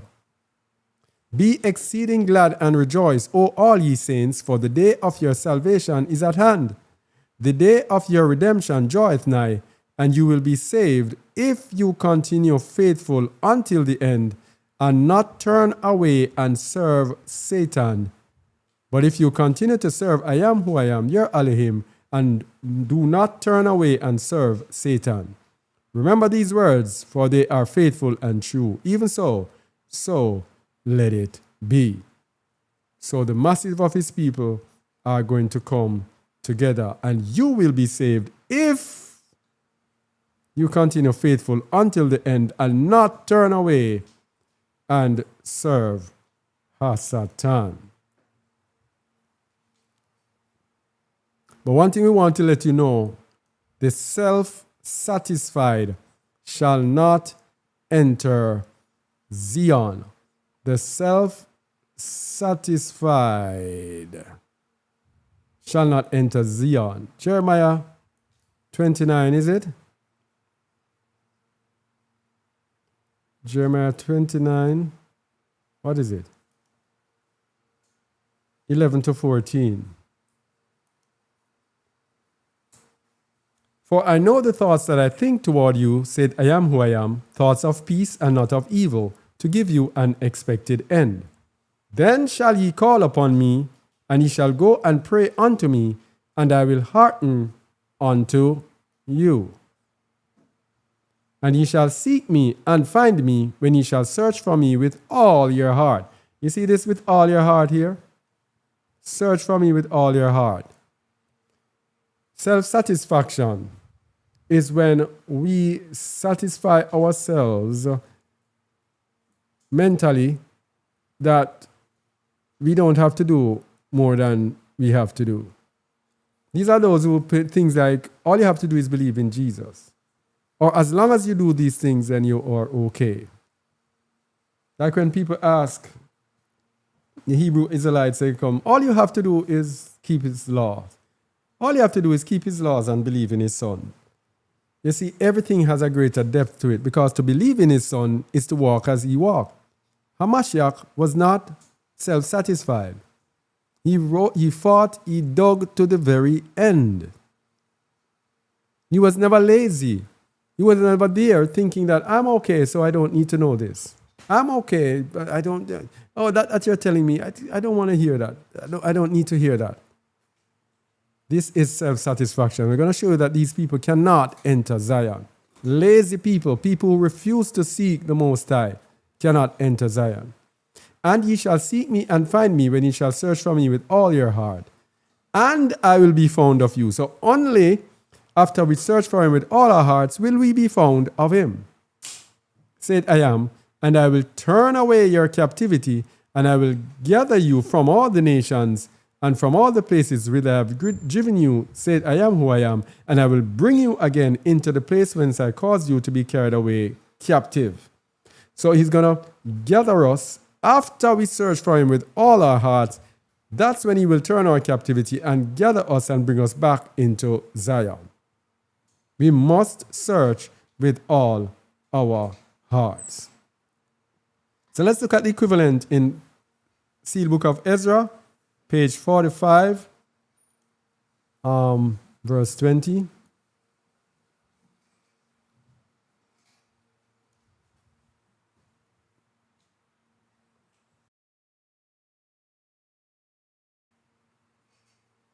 Verse 20. He gave unto Yasharal the law and the prophets, that they might not utterly perish.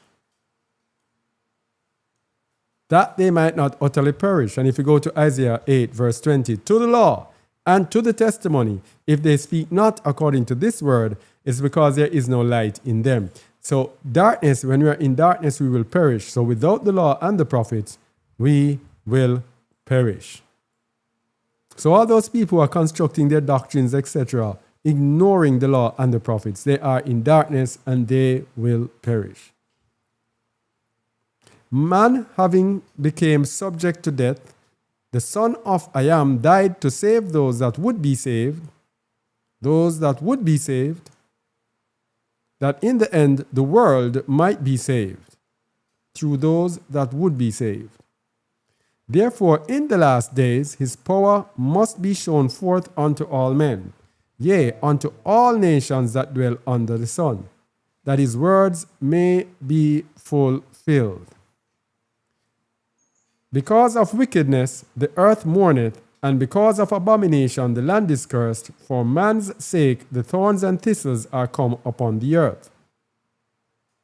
The saints can continue on in the ways of righteousness and never cease to learn more. They need never say it is enough. They cannot cease to go on and not perish. They cannot cease to go on and not perish. So as long as we rest, we are on the way to perish, because that's when the demons come. When we are there laying back, remember we did it in our teaching, the devils have permission with us. You have to be passionately striving after the Most High for them to fearfully keep away. Utter destruction cometh upon such, for the happiness of the saints consists in learning the ways of the Most High. So we cannot be happy nor joyful to keep the devils away unless we are learning the ways of the Most High. Because as much affliction cometh before happiness, they shall be greatly afflicted. Therefore none shall stand but those that continue to learn the ways of the Most High. You cannot sit back and not learn the ways of the Most High. All the nations of the earth are as dust, and the saints which say we are saints, but strive not to know the ways of I Am, are as the dross of the lead which is cast out to be destroyed, as chaff driven before the wind.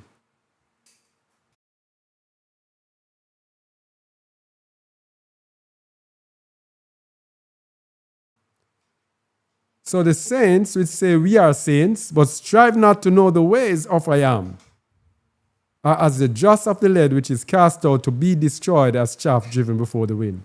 Wow. That's why you hear me call the name of that religion so much. Because almost every other verse that I read, it pertains to them. And these people are sitting well in their blindness, in their darkness, thinking that my heart goes out. Really. This is Christianity.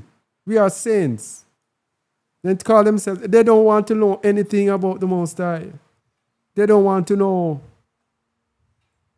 You know, many of them have tried to come and say they don't want to hear. And somebody explained it to me the other day. It's a strong delusion. The person says they are okay in what they're doing. They are seeing results by doing nothing, by being unrighteous, by being disobedient, by just doing what they want to do. They are seeing results.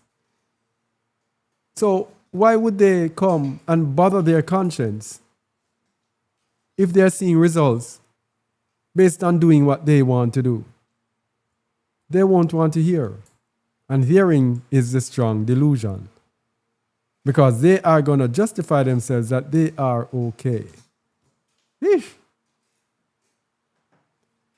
All the nations of the earth are as dust, and the saints which say we are saints, but strive not to know the ways of I am, are as the dross of the lead which is cast out to be destroyed, as chaff driven before the wind.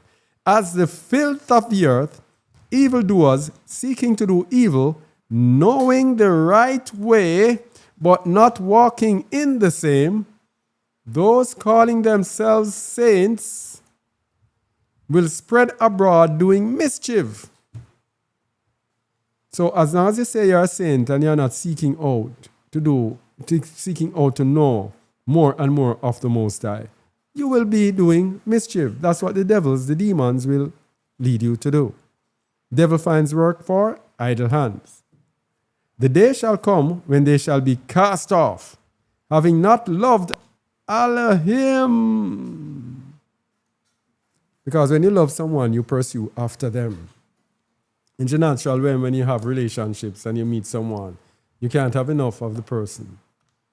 You can't wait to see that person again. And you say, oh, I can't wait to see you. Oh, man, I miss you. That's when you have love. So if you are not seeking after the Most High, if you don't have that same feeling that you cannot wait to learn from Him, to hear His word, that means you don't love Him. And it says, nor kept His commandments. And that's why His word says, if you love me, keep my commandments. They shall not find a place in Zion where they can dwell. You see it? So if you're a believer, no place in Zion is there for you. Sit.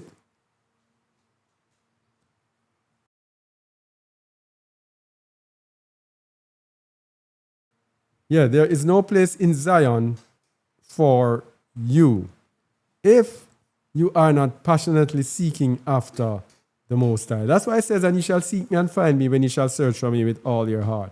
Without that, you're done. There shall be a reproach among my people, said I am who I am. The meek and those that love I am, Elohim and his law shall dwell in Zion. Look at this. The meek, humble, and those that love Elohim and his law shall dwell in Zion. So what about those people that say the law is done already and reject his law? I am who I am will not fail to fulfill his purposes which are exalted, to judge the nations in truth and execute judgment in righteousness. He will beautify the earth and make it kadosh. All things shall be glorious. Even so let it be. Oh boy. But we first have to ask our way to Zion through the everlasting covenant. In the end time, here, no for us, no, here. We have to ask our way to Zion. Let's go to the book of Jeremiah 50, verse 1 to 9. The chapter number, I don't know if this is the one that you're talking about. The chapter number for this one is we just looked at chapter 14. And remember, there are many chapter 14s because there are books split up into many different books. That's the thing about it. So if you are using a different copy from us, you're going to have problem. We cannot help you because there are many books in there. So there are many chapter 14s. Yeah. All right. So what are we saying here? We first have to ask our way to Zion. So Zion is a desire. Get it? Let's get it. Jeremiah 50. Zion is a desire. If we don't have the desire, we will not get there. Jeremiah 50 verse 1. The word that I am who I am spake against Babylon and against the land of the Chaldeans by Jeremiah the prophet. Declare ye among the nations and publish and set up a standard. Publish and conceal not. Say, Babylon is taken, Bel is confounded, Merodach is broken in pieces. Her idols are confounded, her images are broken in pieces.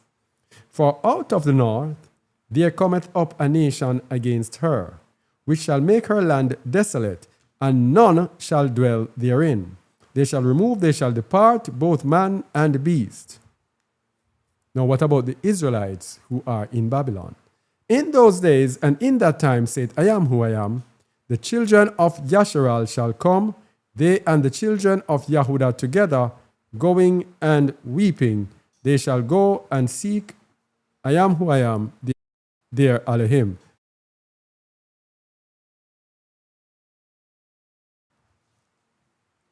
They shall ask the way to Zion with their faces thitherward, saying, Come and let us join ourselves to I am who I am in a perpetual covenant that shall not be forgotten. They shall ask the way to Zion. These are the children of, these are conditions on which the children of Yasharal and the children of Yahudah shall return to the Most High. They shall ask the way to Zion with their faces thitherward. Now, what does that look for us like today? We, in our teachings, when we were speaking about this, we were speaking about literally asking the way to Zion, in which we did, and the Most High pointed us to Zion. But now that we are in this phase of awakening now, returning and awakening the people, the asking the way to Zion, it is how to be transformed into someone that is qualified really to enter into Zion. As we showed earlier, those who are meek and those who are obedient to his word, obedient to his laws, and those who love the Most High. It is essentially a transformation of the person into a righteous person, because only the righteous shall dwell in Zion. So asking the way to Zion now is actually asking the way to righteousness. What does it mean? What do I need to enter Zion? They shall ask the way to Zion with their faces thitherward, saying, Come and let us join ourselves to I am who I am in a perpetual covenant that shall not be forgotten. My people have been lost sheep. Their shepherds have caused them to go astray. They have turned them away on the mountains. They have gone from mountain to hill. They have forgotten their resting place. And this, I am telling you, is the similitude of today. I was speaking with someone yesterday, and then a Muslim man passed and he said, Shalom Aleichem, or something what they say, and his greetings. And the person turned to me and said, What about Muslims? I said, there is no, and then Rastaman was standing there. I said, there is no religion on earth that is of the Most High. Not that if you are that religion, you're going to be condemned, but that it is not the way to the Most High. They will have to find the way to the Most High, because religions are the actions of men. Men set up religions in order to justify themselves, to tell men what they seek. We are followers of the way. The way is a journey in which you are corrected, just like how we here. People will see us here and we corrected and we make corrections and we tell you the corrections. That is because it's a journey. If you are looking for someone who has everything perfect, that is a religious person. If you are looking for someone who has everything perfect and doesn't change, hasn't made errors, hasn't made corrections, that is religion. Being followers of the way is the Most High takes you little by little and corrects you. Little by little, he corrects you as you go along. My people have been lost sheep. Their shepherds have caused them to go astray. All the shepherds come from the different religions, have caused them to go astray, turned them away on the mountains, and gone from mountain to hill, moving from one religion to the other, one place to the other. All that found them have devoured them, and their adversaries said, We offend not, because they have sinned against I am who I am, the habitation of justice, even the hope of their fathers. So these are the people who gave us the religion, and they feel justified in it. But it says, Remove out of the midst of Babylon and go forth out of the land of the Chaldeans and be as the he-goats before the flocks. And Babylon is going to be destroyed in verse 9. So we first have to ask our way to Zion at the time of this time here of Babylon. We have to seek out Babylon. And I think we did this before. Did we? Gathering for Babylon. The preaching, gathering for Zion, evangelism, and the preaching of. No, I don't think we did this. Page 54, Seal Book of Ezra, chapter 23, verses 13 to 22. Page 54, verse 13.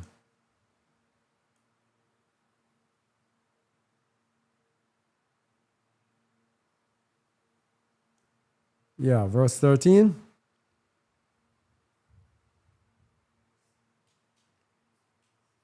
Like as the fire is quenched by the water, so man is confounded by the mighty works of Allah.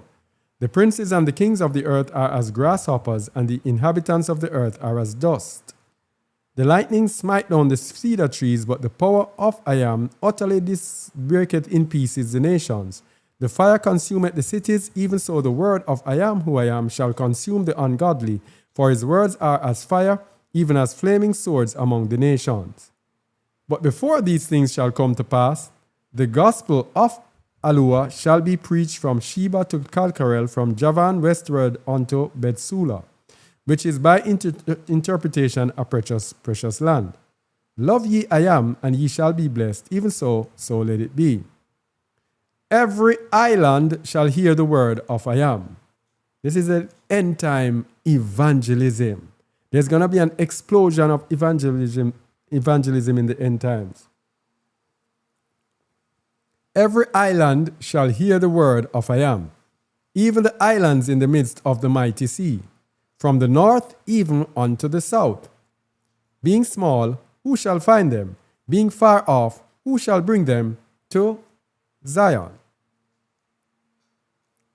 Let me read it again. Every island shall hear the word of I Am, even the islands in the midst of the mighty sea, from the north even unto the south. Being small, who shall find them? Being far off, who shall bring them to Zion? And I think this is the work of the internet as well. Some people very, very far, only the internet can let them get the word of truth. The word of Elohim shall be sent unto them, and unto such as will repent, believe, and be baptized shall the spirit of Elohim be given. They shall build ships and send the word of Elohim unto all other islands and to the obscure corners of the earth, and such as believe shall remain in their places until the abomination which maketh desolate is set up and ruleth and is thrown down. So this time of abomination that is desolate, that ruleth and is thrown down, that abomination that maketh desolate is that injection thingy. We did a video on it and YouTube took it down. And man, I've been trying to find it ever since and can't find it somewhere. So this is a mark of the beast system. When it is set up, when it rules and is thrown down. Such as believe shall remain in their places. So it is when it's the time for it to be thrown down, that's when there's going to be this big gathering to take us to Zion. Then shall the saints flee to Zion. You see when the saints shall flee? Look at it carefully.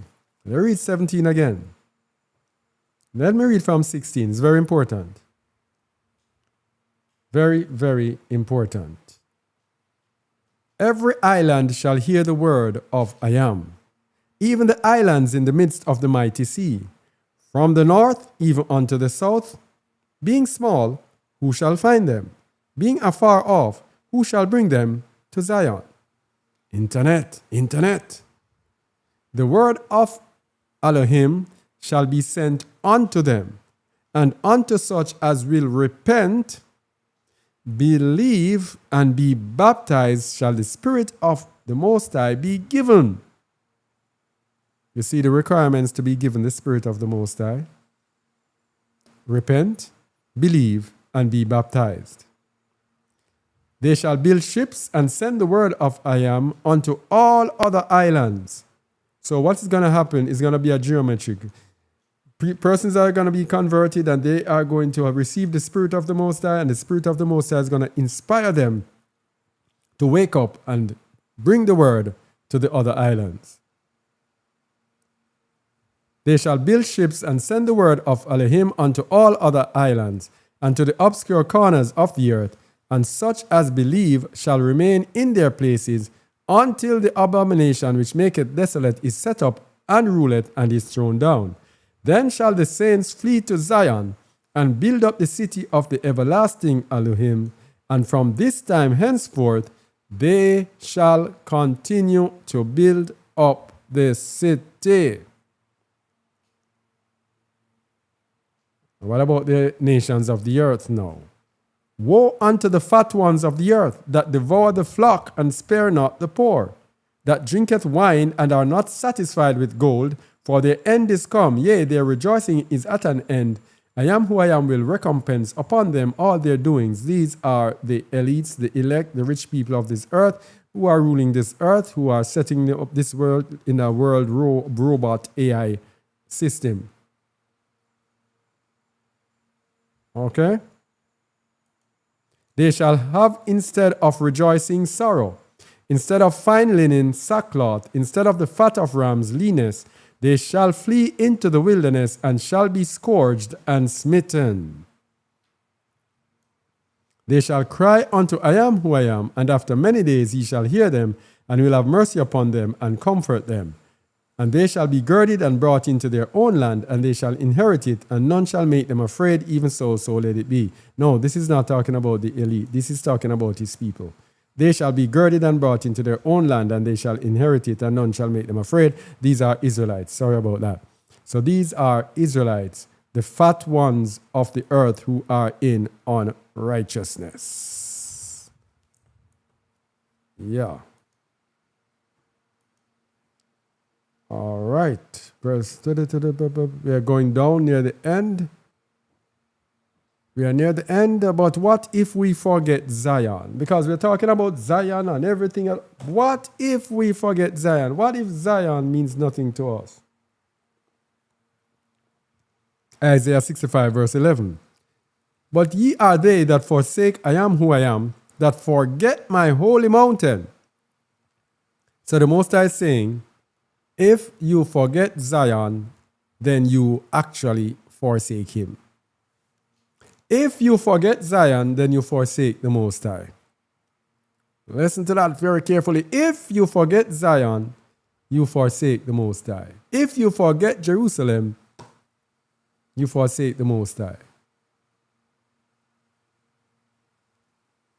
Who said, if I forget Zion, let my Jerusalem, let my tongue cleave to my mouth, to the roof of my mouth? That shows how important it is for us to love his set apart places. But ye are they that forsake I am who I am, that forget my holy mountain, that prepare a table for that troop, and that troop there is God, G-A-W-D, and that furnish the drink offering unto that number. Therefore will I number you to the sword, and ye shall bow down to the slaughter. So there we go. So because you forget Zion, because he accepts that you have forsaken him, then it is slaughter. So nobody who forsakes the Most High by forgetting his holy mountain, by forgetting Zion, that's why it's important to know the destination. It's so important it is. I will number you to the sword, and you shall all bow down to the slaughter. Because what? You forget my holy mountain. And when you forget his holy mountain, then you are going to worship God. And that's what the worshippers of God today, by coincidence, what a coincidence. That's why the worshippers of God, they forget Zion. Notice it. Those who worship God are not focused on Mount Zion. Therefore will I number you to the sword, and ye shall all bow down to the slaughter, because when I called, ye did not answer. When I spake, ye did not hear, but did evil before mine eyes, and did choose that wherein I delighted not. When I called, you did not hear. When I called you to tell you about Zion, you didn't want to hear. When I spoke, you did not hear, but You did evil before my eyes and chose that in which I delighted not. You chose God. You chose the Christianity or some other religion that tells you some other lie. So because of that, the Most High says, you will bow down to the slaughter.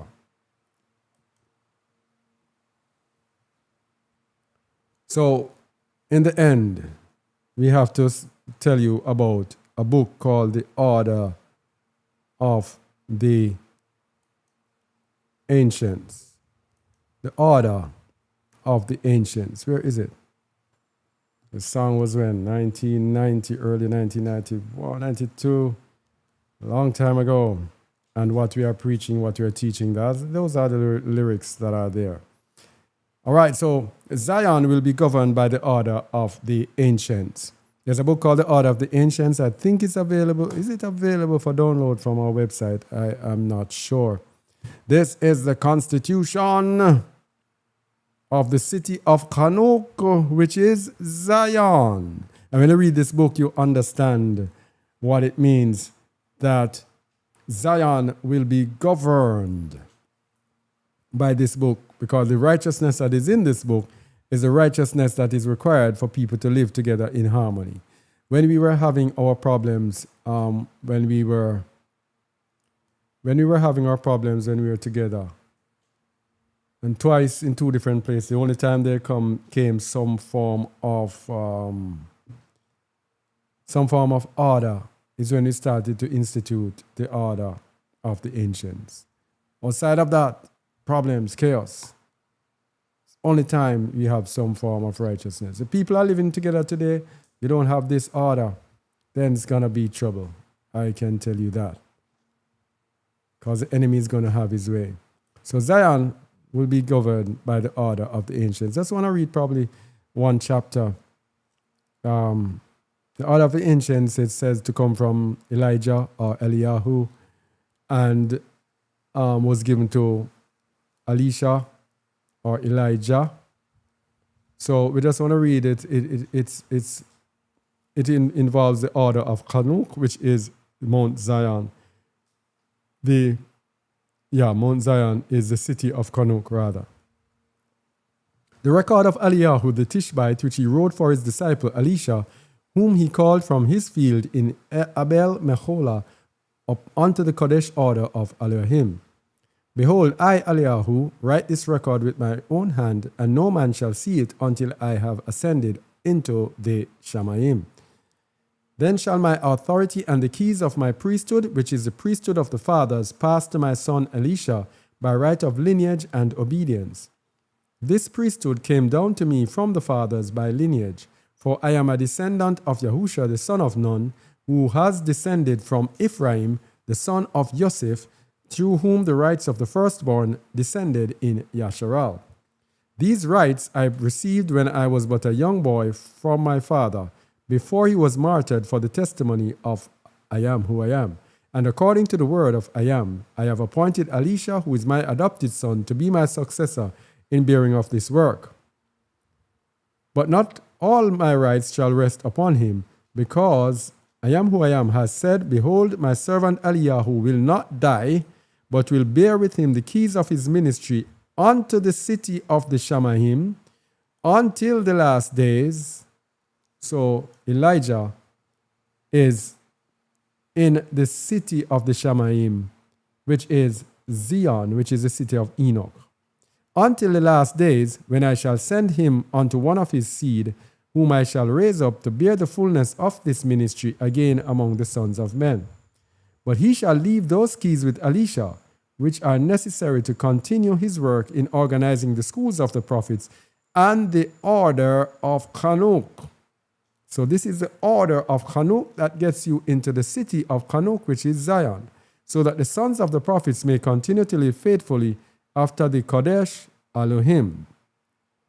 Okay? For this reason, my son Elisha, I leave this book of the order for you, by which you may govern the order of Kanuk, because I have organized and governed this order according to the revelations that I am who I am has given to me, and under the direction of his Ruach HaKadosh, I give you this, these instructions. So that's just an introduction to it.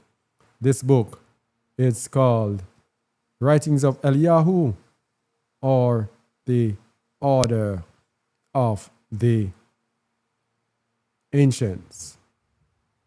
All right? All right, so that is where we someone said they couldn't find it on the website. I'll have to try to put it up there. I'll have to try to put it up there. I'll have to try to remember to put it up there. All right, so if you have any questions, you can leave it. This is where we are today. We are finished here today. And remember, we didn't give you any promo today. Jaw Radio.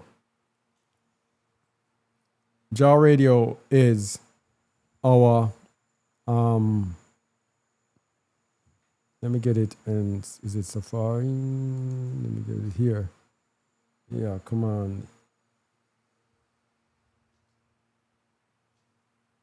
Yeah, the radio, I forgot that the radio was not on. So this is Jaw Radio, jawradio.org. This is our 24/7 online radio music and the word throughout the day. And on Jaw Radio on Mondays to Thursdays, 8 a.m. to 10:30 a.m., we have our Music Rise Up program, Music and the Word. It's called Wake Up and Live. Yeah. Wake up and wake up and live. Yeah, so we have Music and the Word Mondays to Thursdays. So that's where we are. Let me see if we have any questions. All right, Lisa Ann, nice to know that you have been listening.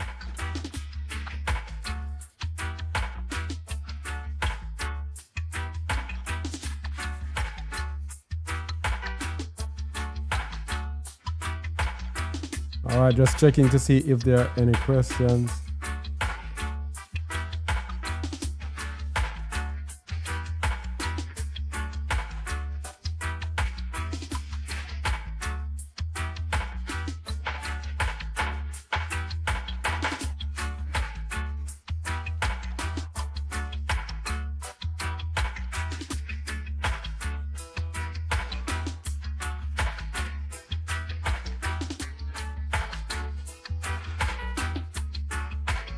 Oh, so maybe somebody put in your chat that you should not listen to me. That's what I'm trying to tell you, that there's a concerted effort.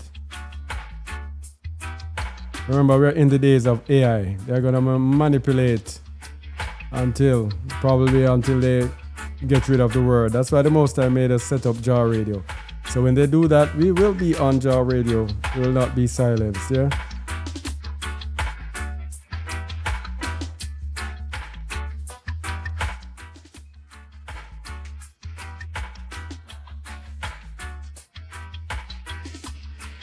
Oh, the as above, so below. That's what the word says, isn't it?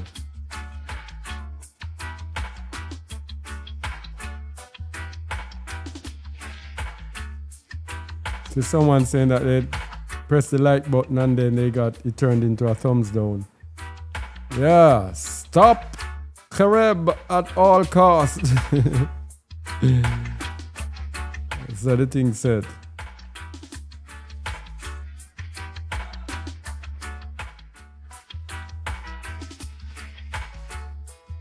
Talk to Joshua. All right, it's so sad that Christianity is deceiving people with Psalm 82, telling people they are their own little gods, building pride and arrogance in people. Yeah. Yeah, that's it. And I think the Hebrew Israelites do it as well. You are gods. Yeah, you are angelic beings, but you have to overcome. Through humility, you have to overcome this flesh. That's something that we have to do. Ezekiel 18:5-9, what a lawful and righteous man looks like. I remember reading it and did something does something to me. Shalom Elder. DQ. All praises. Truth is the real happiness. My eyes are being opened more and more each day.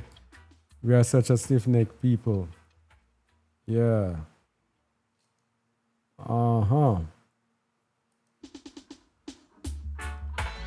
Where am I again?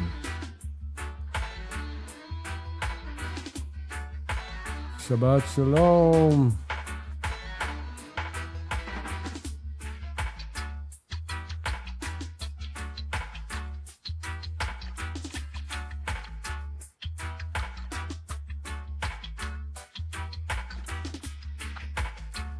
The chapter. Oh yes, I'll do this. This is a question. Is this in Zion? Isaiah 26 and 20. Come, my people, enter down into the chambers and shut the door about thee. Hide thyself, as it were, for a little moment, until the indignation be overpassed. I don't think so.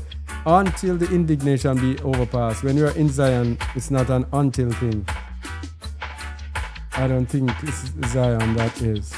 And also Psalms 91, is this Zion? He that dwelleth in the secret place of the Most High shall abide under the shadow of the Almighty. That can mean anything and at any time. It's a general statement that if you abide, if you dwell in the secret place, you will always be under his shadow.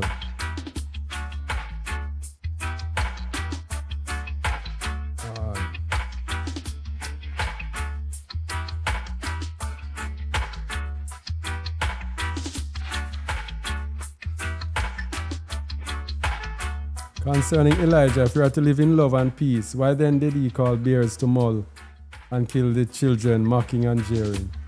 We are to live in love and peace, but back in those days, when men were more carnal, men could only understand carnal things, and then also things would have to be done to set a standard. Just like when Ananias and Sapphira did their thing. They died immediately. Yeah? There are times when the Most High makes statements when people just die. And several times he did this. Nadab and Abihu, the sons of Aaron, he set standards at that time to let people know that they must not drink when they come into the temple. So they have to, an example has to be made. So that's what I see, mocking the people of the Most High to show that the Most High's vengeance would be on them. And then again, we don't even know the children to know their parents, to know the heritage and the vengeance that the Most High has, the judgment that the Most High have on them, because he says he will visit the iniquity upon the fathers and upon the children to the third and fourth generation. We don't know what happened, so there should be several things to it.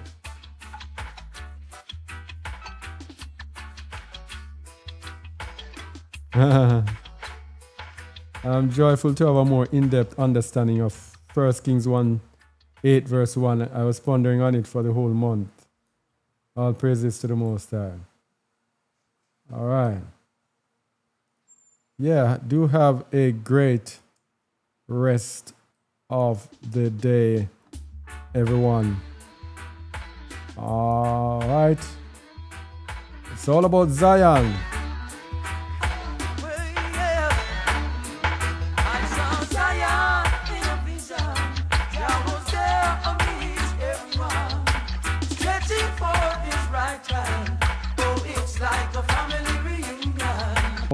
Shalom, shalom. All praises to the Most High. Yep.